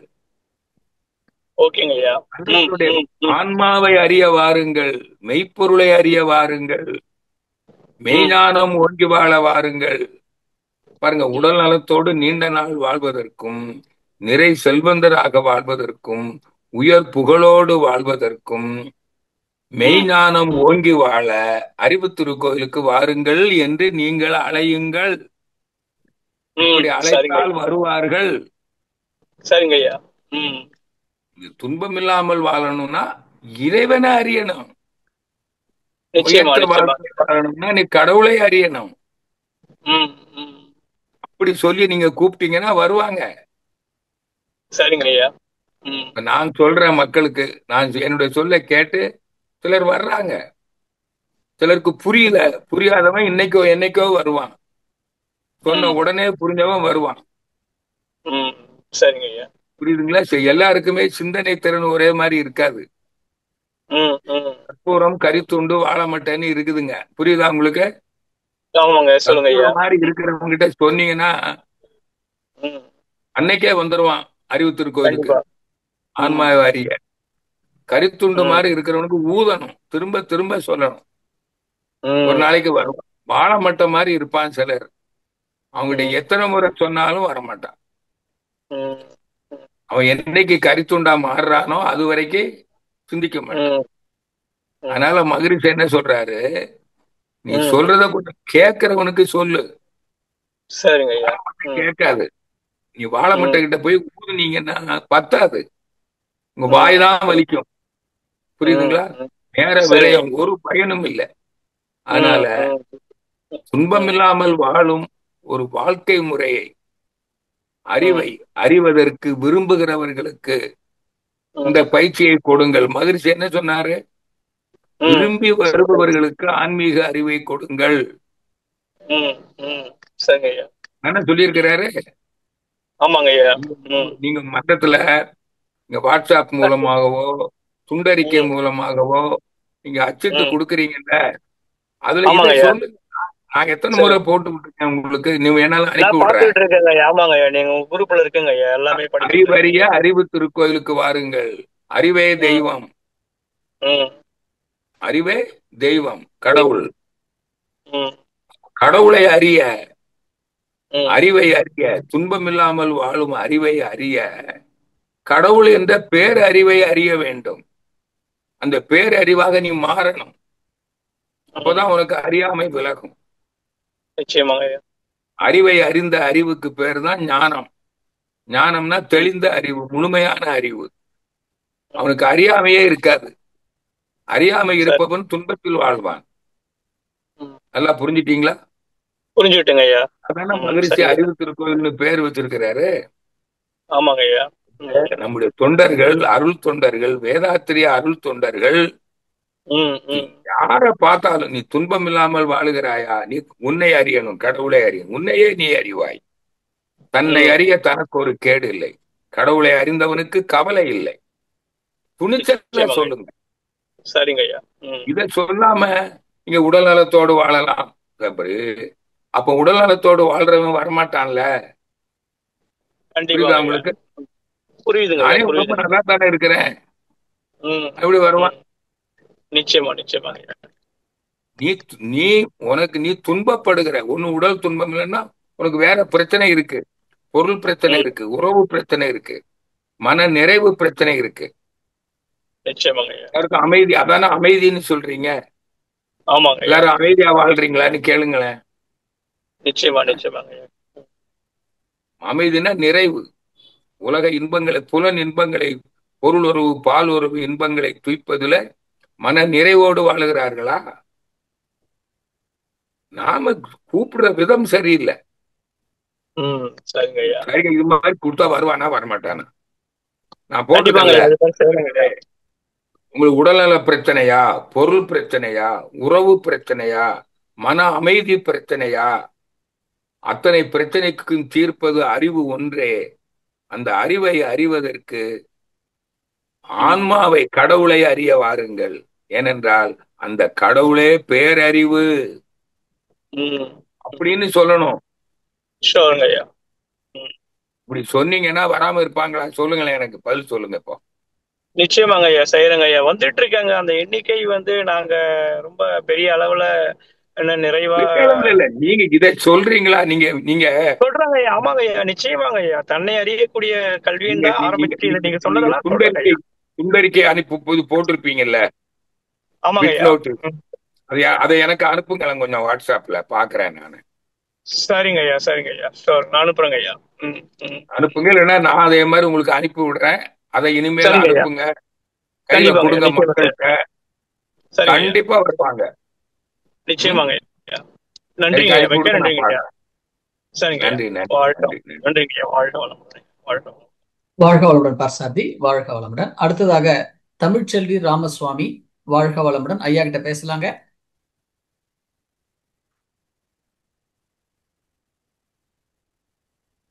ஐயா வாழ்க வாழ்க வளமுடன். வளமுடன் ஐயா.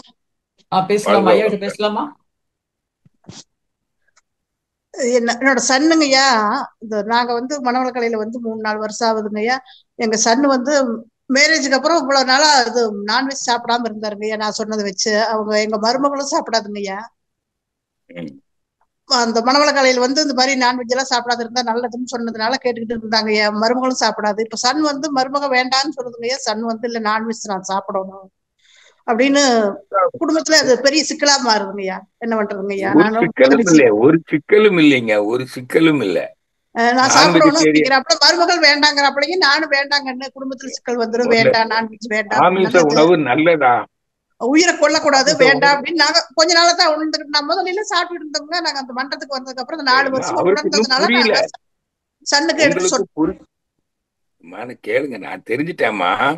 சரிங்க, உங்களுக்கு புரிஞ்சிருக்குது, புரிஞ்சுக்கிட்டவங்க எல்லாம் இது நல்லது இல்லைன்னு தெரியுது, அதனால விட்டுட்டாங்க.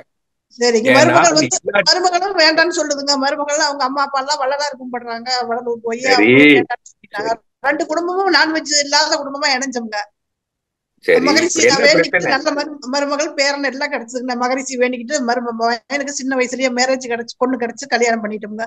அப்புறம் வந்து நான் சரி, நான்வெஜ் சாப்பிடுவேன் அப்படின்னு பிடிவாதமா அந்த ஒரு கல்யாணத்துல இருந்து வேண்டாம்னு சொல்லி சாப்பிடல அப்படின்னு விட்டுருங்க சொல்லி விட்டுருங்க.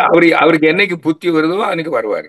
மருமகள் வந்து ரொம்ப வருத்தப்படுதுங்க. இந்த மாதிரி பண்றாங்க, கல்யாணத்துல சரி, இருந்து சாப்பிடாத இருந்தாங்க, இப்ப அது சாப்பிட போறேங்கிறாங்க. மருமக வருத்தப்படக்கூடாது. சரி, மருமகளுக்கு அவருக்கு இன்னும், என் புருஷனுக்கு இன்னும் அறிவு வரல, சரிங்க. அதனால வாழ்க்கை சொல்லுங்க. சரி, எல்லா அறிவும் இருக்குது, குடும்பத்தை நல்லா பாத்துக்கிறாருங்க, நான்வெஜ் சாப்பிடணும் அப்படின்னு பிடிவாதம் பண்றாரு. நானுங்க சொல்றேன், இப்ப நீங்க வாழ்க்கை சொல்லுங்க, நீங்களும் வாழ்த்துங்க. ஏன்னா வாழ்த்திட்டே இன்னும் இருக்கிறேன், இரவும் பகல் வாழ்த்திட்டே இருக்கிறேங்க. வாழ்த்திட்டே இருங்க. வர்ற அன்னைக்கு மாற அன்னைக்கு மாறட்டும். சரிங்க, மாறலன்னா போட்டு, இப்ப என்ன இருக்கு? சரி. அந்த பாவம் வந்து நம்ம பேர குழந்தைக்கு சேரும்ல, அவர் சாப்பிட்டாருன்னா அது அதுக்காக எப்படி நாங்க பாவம்? அவர்தானே அந்த பாவத்தை அவர்தானே செய்யறாரு, அவர் செஞ்சா அப்புறம் நம்ம அவர்தானே குழந்தைக்கு தானே அனுபவிப்பாரு. வரும், நம்ம குழந்தைக்கு தானே வரும். இப்ப வரட்டும், அப்ப சொல்லுங்க. அவர் சொல்லி கேட்கலன்னா நீங்க என்ன பண்ணுவீங்க? அதெல்லாம் சும்மாமா, அதெல்லாம் இத்தனை பேர் சாப்பிடுறாங்க, நாட்டுல ஆயிரக்கணக்கான பேர் சாப்பிடுறாங்க அப்படிங்கிறப்ப. நீங்க அப்ப நீங்க சொல்லுங்க, அது நல்லதான்னு கேளுங்க. சரிங்க. நல்லதுன்னு சொன்னா விட்டுருங்க. அப்ப புரோட்டீன் சத்து அது சாப்பிடுறது சத்து இல்லாத போயிரும் அப்படிங்கிறப்ப. புரோட்டீன் சத்து வெஜிடேஷன்ல இல்லையா? அது இருந்தாலும் இது அதிகமா இருக்குது, வெஜிடேஷன்ல அவ்வளவா வராது அப்படிங்கிறப்ப. பாருங்க, சரி, எல்லா பெரியவர்களும் சரிங்க, தாவர உணவு கிடைக்காத இடத்தில் சரிங்க. மாமிச உணவு தான் கிடைக்கிறது என்றால் அதை சாப்பிட்டுத்தான் ஆவான். புரியுதா உங்களுக்கு? எஸ்கிமோஸ் இருக்காங்க, சரிங்க, அவங்க பனி பிரதேசத்துல, அங்க வந்து தாவர உணவே கிடைக்கிறது இல்ல. சரிங்க. இப்ப எதை சாப்பிடுவாங்க சொல்லுங்க? நான்வெஜ் தான் சாப்பிடணும். அப்புறம் இது எப்படி தப்புன்னு எப்படி சொல்றீங்க? இங்க நம்ம ஊர்ல வந்து கிடைக்குது இல்லைங்க நம்ம ஊர்ல. சரிங்க, இப்ப நீங்க உங்க மருமக எந்த ஊர்ல இருக்காரு? கோயம்புத்தூர் துருவத்துல இருக்காரு, எஸ்கிமோஸாக்கு வந்து வாழ்றாரு. மருமகன் வந்து அவருக்கு அறிவு இல்ல. மகன் தான் சாப்பிடுறேன்னு சொல்றாருங்க, மகன் தான் சாப்பிடுறேன்னு சொல்றாரு. நீங்க சொல்லிட்டு அறிவுரை சொன்னீங்க, கேட்கல, வாழ்த்துங்க, அதோட விட்டுருங்க. வாழ்த்துக்கு பலன் உண்டா இல்லையா? உண்டு, கண்டிப்பா உண்டுங்க ஐயா. அதை செஞ்சுட்டு அதோட விடுங்க, உங்க வேலை விட்டுருங்க. 3 வருஷமா விட்டுருந்தாருங்க, மேரேஜ்ல இருந்து 3 வருஷமா விட்டுருந்தாருங்க. சரியம்மா சரிதாம்மா. சரிங்க, நேரம் போகுதுமா, மத்தவங்க கேக்குறதுக்கு கேள்வி கேட்கறதுக்கு இடம் கொடுங்கம்மா. நன்றிங்க ஐயா, வாழ்க வளமுடன் ஐயா. நன்றிங்க ஐயா. வாழ்க வளமுடன். வாழ்க வளமுடன். அடுத்ததாக விமலா அவர்கள் வாழ்க வளமுடன் ஐயா கிட்ட பேசலாங்க. ஐயா வாழ்க வளமுடன் ஐயா. பேசுங்கம்மா. வாழ்க வளமுடன் ஐயா. இன்னைக்கு உங்களோட உரை வந்து ரொம்ப சிறப்பா இருந்தது. இயற்கையே தெய்வம் அப்படிங்கிற டாபிக்ல பேசுனீங்க, ரொம்ப சிறப்பா இருக்குதுங்க ஐயா. எனக்கு ஒரு கேள்வி. நான் 1963ல நம்ம வேதாத்திரி மகரிஷி ஐயா அவர்களே சர்வவசிய தனாகர்ஷண ஹோமம் அப்படின்னு நடத்துனாங்க. அவங்களும் இத ஒரு பூஜையா தானங்கய்யா பண்ணிருக்காரு. அதுல ஓம் லக்ஷ்மியே நமக அப்படி எல்லாமே வருதுங்க ஐயா. அது என்ன அப்படிங்கறது எனக்கு ஒரு சின்ன விளக்கம் தேவை. பின்னாடி லேட்டஸ்டா என்ன சொன்னாரு? அவர் மறையறதுக்கு முன்னாடி என்ன சொன்னாரு? லேட்டஸ்டா அவர் என்ன சொல்லிருக்காரு, எனக்கு இது நல்லா இருக்கு, நீங்களும் எல்லா அன்பர்களும் பயன்பெற வேண்டும் அப்படின்னு தவம் செய்து தன்னை அறிபவர்களுக்கு, கடவுளை அறிந்தவர்களுக்கு இது தேவையே இல்லை. வெரி குட், சரிங்க, புரியுதுங்க. நல்லா நீங்க கடவுளை அறிந்து விட்டால் நீங்கள் கடவுளா மாறிடுறீங்க. கடவுளா மாறிட்டா என்ன நடக்கணுமோ அதை நினைப்பீங்க, எது நடக்குமோ அதை நினைப்பீங்க, நினைக்கிறது நடந்துரும். நன்றிங்க. தன ஆக்கர்ஷணம் வந்துருமா வராதா? கண்டிப்பா வருங்க. நன்றிங்கய்யா, நல்ல விளக்கம். இறை உணர்வு பெறுகிற காலத்துல, அதுக்கான பயிற்சியில் இருக்கிற காலத்துல செய்ய வேண்டியதுதான். செஞ்சாலும் சரி, செய்யாட்டாலும் சரி. செஞ்சா நல்லது, புரியுதுங்களா? ஆ, ஆனாலும் இறை உணர்வு பெற்று விட்ட பிறகு, இப்ப நான் ஒரு ஆ, காலத்துல செஞ்சேன், ஆ, தனாட்டத்தை. சரிங்க. இப்ப செய்யறதே இல்லையா? இப்ப ஏன் செய்யணும்? இப்பதான் நான் நினைக்கிறது வருதே. சரிங்கய்யா. எனக்கு இவ்வளவு செல்வம் வேணும், பொருள் வேணும், ஆ, மக்கள் உறவு வேணும், தெய்வபட்சிய, பூதபட்சிய, லோகபட்சிய, ராஜவசிய, தனவசிய, புருஷவசிய, ஸ்திரீவசிய, ம், புத்திர சம்பத்து வசிய, எல்லா வசியமும் எனக்கு வந்தாச்சு. இனிமே நான் எதுக்கு ம். பண்ணணும்? சர்வகி தனக தேவையில்லைங்கய்யா. சங்கல்பம். புரிஞ்சுதா ம். இப்போ? ரைட், டூ புரிஞ்சதுங்கய்யா. இட். நல்லா புரிஞ்சது. வாழ்க வளமுடன்யா. நன்றி. நன்றி, வாழ்க நன்றி, வளமுடன். நன்றி. நன்றி நன்றி. அடுத்ததாக செவ்வேல் ஐயா அவர்கள், வாழ்க வளமுடன். ஐயாட்ட பேசலாங்க. வாழ்க வளமுடன் ஐயா, மகிழ்ச்சி. வாய்ப்பு கொடுத்ததுக்கு நன்றி ஐயா. வாழ்க வளமுடன் ஐயா. ரொம்ப செவ்வேல், சிறப்பாக இருந்தது. வாழ்த்துக்கள் செவ்வேல். வாழ்க வளமுடன். உங்களுடைய இது எல்லாருக்கும் அனுப்புறேன் ஐயா. மிக மகிழ்ச்சி, ரொம்ப சிறப்பா இருந்தது. அந்த ஆஸ்திரேலியா ஒருத்தர் கேள்வி கேட்டாரு, மக்கள் வரலையன்றாரு. எனக்கு தெரிஞ்ச என்னன்னா, நம்ம தவம் பண்ணி அவர் எந்த இடத்த மன்றம் நடத்தாரோ டெய்லி அந்த மன்றத்துல ஃபுல்லா ஆட்கார் ஃபுல்லா அதிகமா இருக்காங்க சொல்லி டெய்லி தவம் பண்ணி வாழ்த்த வாழ்த்த மக்கள் வருவாங்க. நாமளும் அதுல முயற்சிகள் அதிகமா எடுக்க எடுக்க மக்கள் அது எத்தனை பேர், 10 பேர் வர்றாங்கன்னா 2 பேர் வராங்கன்னா வரட்டும், அதை பத்தி கவலைப்படாத அந்த முயற்சி, நம்மளுடைய தொடர்ச்சி, அந்த தவத்துல நம்ம அந்த மன்றத்தை வாழ்த்த வாழ்த்த மக்கள்கள் அதிகமா வருவாங்க ஐயா. அது நான் உணர்ந்து எனக்கு ஏற்பட்ட அனுபவத்தை உங்ககிட்ட சொல்றேங்க ஐயா. அது கண்டிப்பா நடைபெறும் ஐயா. அவரு பாருங்க ஐயா, ம் சொல்லிடுறேன். ஒரு ம் கல்லூரியில படிக்கிறான், ம் தொழிற்கல்வி படிக்கிறான். அந்த கல்லூரியில நல்லா கத்து கொடுக்கறாங்க, ம் தொழிற்கல்வியை கத்துக்கிறான். ம் எல்லாருக்குமே தொழில் அமையுதா, அமையலையா? சிலருக்கு அமைது. அவங்களுடைய முயற்சினால யார் யாரு இதுன்றாங்களோ அவங்க முயற்சியில எங்க, அதான முயற்சி. அவனுக்கு கேம்பஸ் ம் செலக்ஷனே ஆயிடுத, அப்புறம் என்ன? ஆமா ஆமா அதே போல ம் வர்றவனுக்கு ஆன்மீக அறிவு கிட்டினால், ஞானம் ம் கிடைத்தால், ஞானம் பெற்று விட்டானே ஆனால் ம் அந்த கல்லூரிக்கு தேடி போற மாதிரி, ம் எந்த கல்லூரியில படித்தா எல்லாருக்கும் தொழில் அமைதோ அந்த ம் கல்லூரிக்கு மாணவர்கள் தேடி போற மாதிரி, உங்க ம் அறிவு திருக்கோயிலுக்கு வந்தவனுக்கெல்லாம் ஞானம் கிடைத்திருந்தால் ம் ஞானத்தை தேடி வருகிற மக்கள் தானாக வருவார்கள். மலர் கண்டிப்பாங்க ஐயா. இருக்கும் வண்டை தேடி, தேன் இருக்கும் மலரை தேடி வண்டு தானாக வரும். உண்மை ஐயா. நீங்க அந்த அறிவை கொடுக்கிறவங்களா இருக்கணும். அங்க இருக்கிற கண்டிப்பாங்க ஐயா. ஆசிரியருக்கு இந்த அறிவு இருக்கணும் இல்ல? கண்டிப்பாங்க ஐயா. உண்மை ஐயா. ஆசிரியர் ஞானியா இருக்கணும் இல்ல? மெய்ஞானம் ஓங்கி உண்மை. வாழ்வோம். அப்ப அங்க இருக்கிற ஆசிரியர் மெய்ப்பொருளை அறிந்தவராக இருந்தால் அவர் மெய் அறிவை கொடுப்பார், மக்கள் தேடி வருவார்கள். சரியா போச்சா? சரியா போச்சுங்க ஐயா. ரொம்ப ரைட், சிறப்பு ஐயா. ரொம்ப நல்லது மகிழ்ச்சி சொல்றேன். ஐயா. வாழ்க வளமுடன் ஐயா. வாழ்க வளமுடன். வாழ்க வாய்ப்பு வளம். கொடுத்ததுக்கு நன்றி ஐயா. வாழ்க வளமுடன்.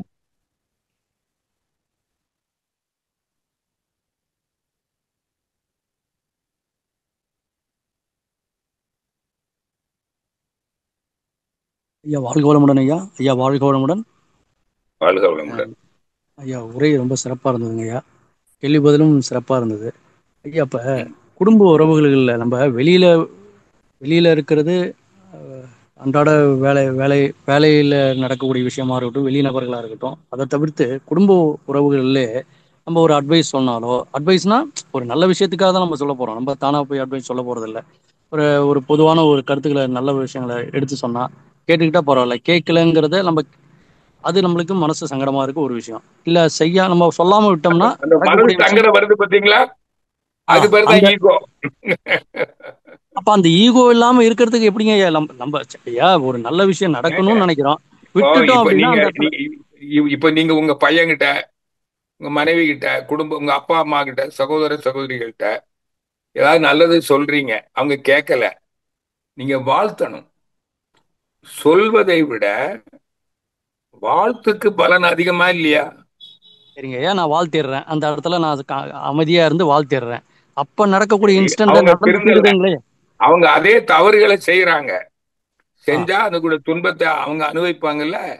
அந்த அனுபவத்தை அனுபவிக்கிறாங்க. அதை நம்ம கண் கூட நம்ம பாக்குறப்ப நம்மளுக்கு அது கஷ்டங்கள் வருது இல்லையா? இப்படி இதுதான் நம்ம கூட அவன் செஞ்சதுக்கு அவன் அனுபவிப்பான். நீங்க ஏன் அது போய் கவலைப்படுறீங்க? எப்படிங்க ஐயா கூட பிறந்தவங்களோட ஏதோ இல்ல கூட ஏங்க, உறுப்பினர்களோ கவலைப்படாம எப்படிங்க ஐயா இருக்க முடியும்? ஈகோ, அதாவது நீங்க அது நீங்க சொல்றீங்க. தானே, நீங்க தானே அது கவலைப்பட்டு என்ன செய்ய போறீங்க? உங்க உடம்பு கெட்டு போயிடும், நீங்க கெட்டு போயிருவீங்க, உங்களுக்கு நோய் சரி வந்துடும். சரி, அவங்க தான் நம்மன்னு சொல்றோம். அப்ப அவங்க துன்பப்படுறாங்க, இதுக்கு பேர் தான் கவலைப்படுறாங்கன்னா அப்ப அந்த அட்டாச்மெண்ட். கவலை இதுக்கு துன்பம் பேர் தான் நம்மளுக்கு தான். இதுக்கு பேர் தான் தம்பி பாசம், அட்டாச்மெண்ட். இந்த பாசம் தான் உங்களை நாசமாக்குது. இந்த இடத்துல கவலையே எப்படிங்க ஐயா வேண்டியதில்லை. டிட்டாச்சா இருக்கிறது? அதுக்கு பேர் தான் அதுக்கு பேர் தான் ஆன்மீகம். பற்றும் பாசமும் அற்ற நிலை. புரியுதுங்களா? அது அது எப்படிங்க ஃபாலோ பண்றது? அதாவது ஏங்க, பற்றும் நீங்க பாசமும். நீங்க நீங்க இன்னும் யாருன்னு நீங்க இங்க பாருங்க, நீங்களே சொல்லுங்க. உங்க குடும்ப உறுப்பினர்களுக்கு சொல்றீங்க, கேட்கல, உங்களுக்கு என்ன அதை பற்றி? அவன் துன்பப்பட்டா பட்டு போறான். அப்ப அவங்க தான் நம்மன்னு சொல்றீங்க இல்லையா? அப்ப அவங்க தான் நம்ம, அப்ப அவன் துன்பப்பட்டா நான் துன்பப்படுறது அதனால தானே அர்த்தம். அன்போட சொல்றீங்க, வாழ்த்துறீங்க, கேட்கல, விட்டுருங்க. புரியுதா உங்களுக்கு? ம். இதுதான் நான் இந்த உலகத்தை திருத்த வரவில்லை. மகிழ்ச்சி சொல்லு, புரியுதா? ஐயா இப்ப நம்ம எல்லாம் கஷ்டப்படுறோம்ன்றதுனா மகரிஷி ஐயா வந்து நம்மளுக்கு இப்படி ஒரு வழியை கொடுத்திருக்காரு. அதாங்க அவரை ஃபாலோ நீங்க பண்ணா நல்லா மனவள இருக்கும். கலையில என்ன தெரிஞ்சுக்கிட்டீங்க? நீங்க இதைத்தான் நீங்க தெரிஞ்சுக்கணும். புரிஞ்சுட்டீங்களா? நீங்கள் இன்னும் அனைவரும் நானே, துன்பப்படுறதும் நான் தான். புரியுதா? ம். அந்த துன்பத்தை அவங்க தான் தாங்கிக்கணும். நீங்க ஏன் கஷ்டப்படுறீங்க? நீங்க ஏன் அதை துன்பமா நினைக்கிறீங்க? என்னங்க, இப்ப ஒருத்தர் நீங்க சொல்லி கேட்கல, அவனுக்கு நோய் வந்துடுச்சு, அப்படித்தானே? ஆ ஆமாங்க நோய் ஐயா. வந்தா உங்களுக்கு நீங்க சொல்லுங்க, வைத்தியம் பண்ணுங்க, உதவுங்க, அவ்வளவுதானே செய்ய முடியும். இல்ல வேற என்ன வரும்னு சொல்லுங்க, சொல்லுங்களேன். நீங்க சொல்லி ஒருத்தர் கேட்கல, அவர் தவறு செய்யறார், அவருக்கு நோய் வந்துடுச்சு. நோய் வந்தா என்ன செய்யணும்? நீங்க மருத்துவம் செய்ய உதவலாம்.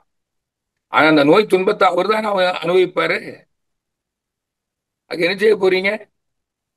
உங்களுக்கு வந்தா நீங்களும் தான் அனுபவிக்கிறீங்க. இதான் வாழ்க்கை. இப்படி எடுத்துக்கணும். இப்படி இல்லைன்னா நீங்க நிம்மதியா வாழவே முடியாது. இதான் கவலை. கவலைப்படுகிறீர்கள். புரியுதா? சரி, சௌமித்ரன் ஐயா வாழ்க வளமுடன் ஐயா. அவரு போயிட்டாருன்னு நினைக்கிறேன். ஆமாங்கய்யா ஆமாங்கய்யா. சரி, வேற யாரா இருக்காங்களா பாருங்க. அவ்வளவுதான் ஐயா, அவர் தான் கடைசி என்பர் ஐயா. நன்றி நன்றி. மிக்க நன்றி ஐயா. வாழ்க வளமுடன், வாழ்க வளமுடன் ஐயா. நிகழ்ச்சி நிறைவு செய்யலாம் ஐயா. மக்களுங்க நல்ல தவம் ஆமாங்கய்யா பண்ணிக்கலாம். ஆமாங்கய்யா ஆமாங்கய்யா ஆமாங்கய்யா. வாழ்க தவம் செய்து ஆ சிந்திச்சாங்கன்னா எல்லாம் ம். புரியும். கண்டிப்பா கண்டிப்பா கண்டிப்பா. அகத்தவமும் அகத்தாய்வும். ஆமா, அப்படி அது வந்துருச்சுன்னா அதுக்கப்புறம் கேள்வி வராதாங்க. ஆமா, அகத்தாய்வுனா அறிவு முழுமை பேருக்கு, அஞ்ஞானம் அகல்வதற்கு, ஞானம் மலர்வதற்கு அகத்தாய்வு. ம். அறிவின் தரத்தை ஆய்வு செய்யும் பயிற்சியே அகத்தாய்வு. ஆமா நம்ம அறிவின் தரத்தை நம்முடைய ஆய்வு செய்வதுதான் அகத்தாய்வு. எல்லாருக்கும் சொல்றேன். ஆ அதான் அறிவு தரம். உடல்நலம் காக்கும் அறிவு, பொருள் வளம் காக்கும் அறிவு, நட்பு நலம் காக்கும் அறிவு. அதற்கு அறிவை அறிந்த அறிவு. நான் என்னை அறிந்திருக்கிறேனா? நான் அறிவை அறிந்தவனா? கடவுளை அறிந்தவனா? அந்த அறிவை அறிந்தவன் ஞானி ஆயிடுவான். ஞானினா அவனுக்கு அறியாமை இருக்காது. அப்ப அவனுக்கு துன்பம் இருக்குமா? ஆமா, இருக்காது. அஞ்ஞானம் தானே துன்பத்திற்கு காரணம். கரெக்ட். அதைத்தான் அறியாமையே அனைத்து துன்பத்திற்கும் காரணம். அறியாமை துன்பத்திற்கு காரணம். அப்ப அறிவு அற்றம் காக்கும் கருவி, துன்பத்திலிருந்து காப்பது. அறிவுடையார் எல்லாம் உடையார். அறிவை அறிய மெய்ப்பொருளை அறியணும். எப்பொருள் எத்தன்மை தாயினும் அப்பொருள் மெய்ப்பொருள் காண்பது அறிவு. அதான் இயற்கை தத்துவ அறிவு. சரிதானே? இது எல்லாருக்குமா கரெக்ட். சொல்லியிருக்கிறேன். நிச்சயமா ஐயா. மீண்டும் மீண்டும் சிந்திப்பார்கள், தெளிவு பெறுவார்கள். கண்டிப்பா ஐயா, கண்டிப்பா ஐயா. வாழ்க வளமுடன் ஐயா, வாழ்க வளமுடன் ஐயா. நன்றி, மகிழ்ச்சி, மகிழ்ச்சி. நன்றிங்க, வாழ்க. நம் கடமை அறவாழ்வின் நாட்டத்தே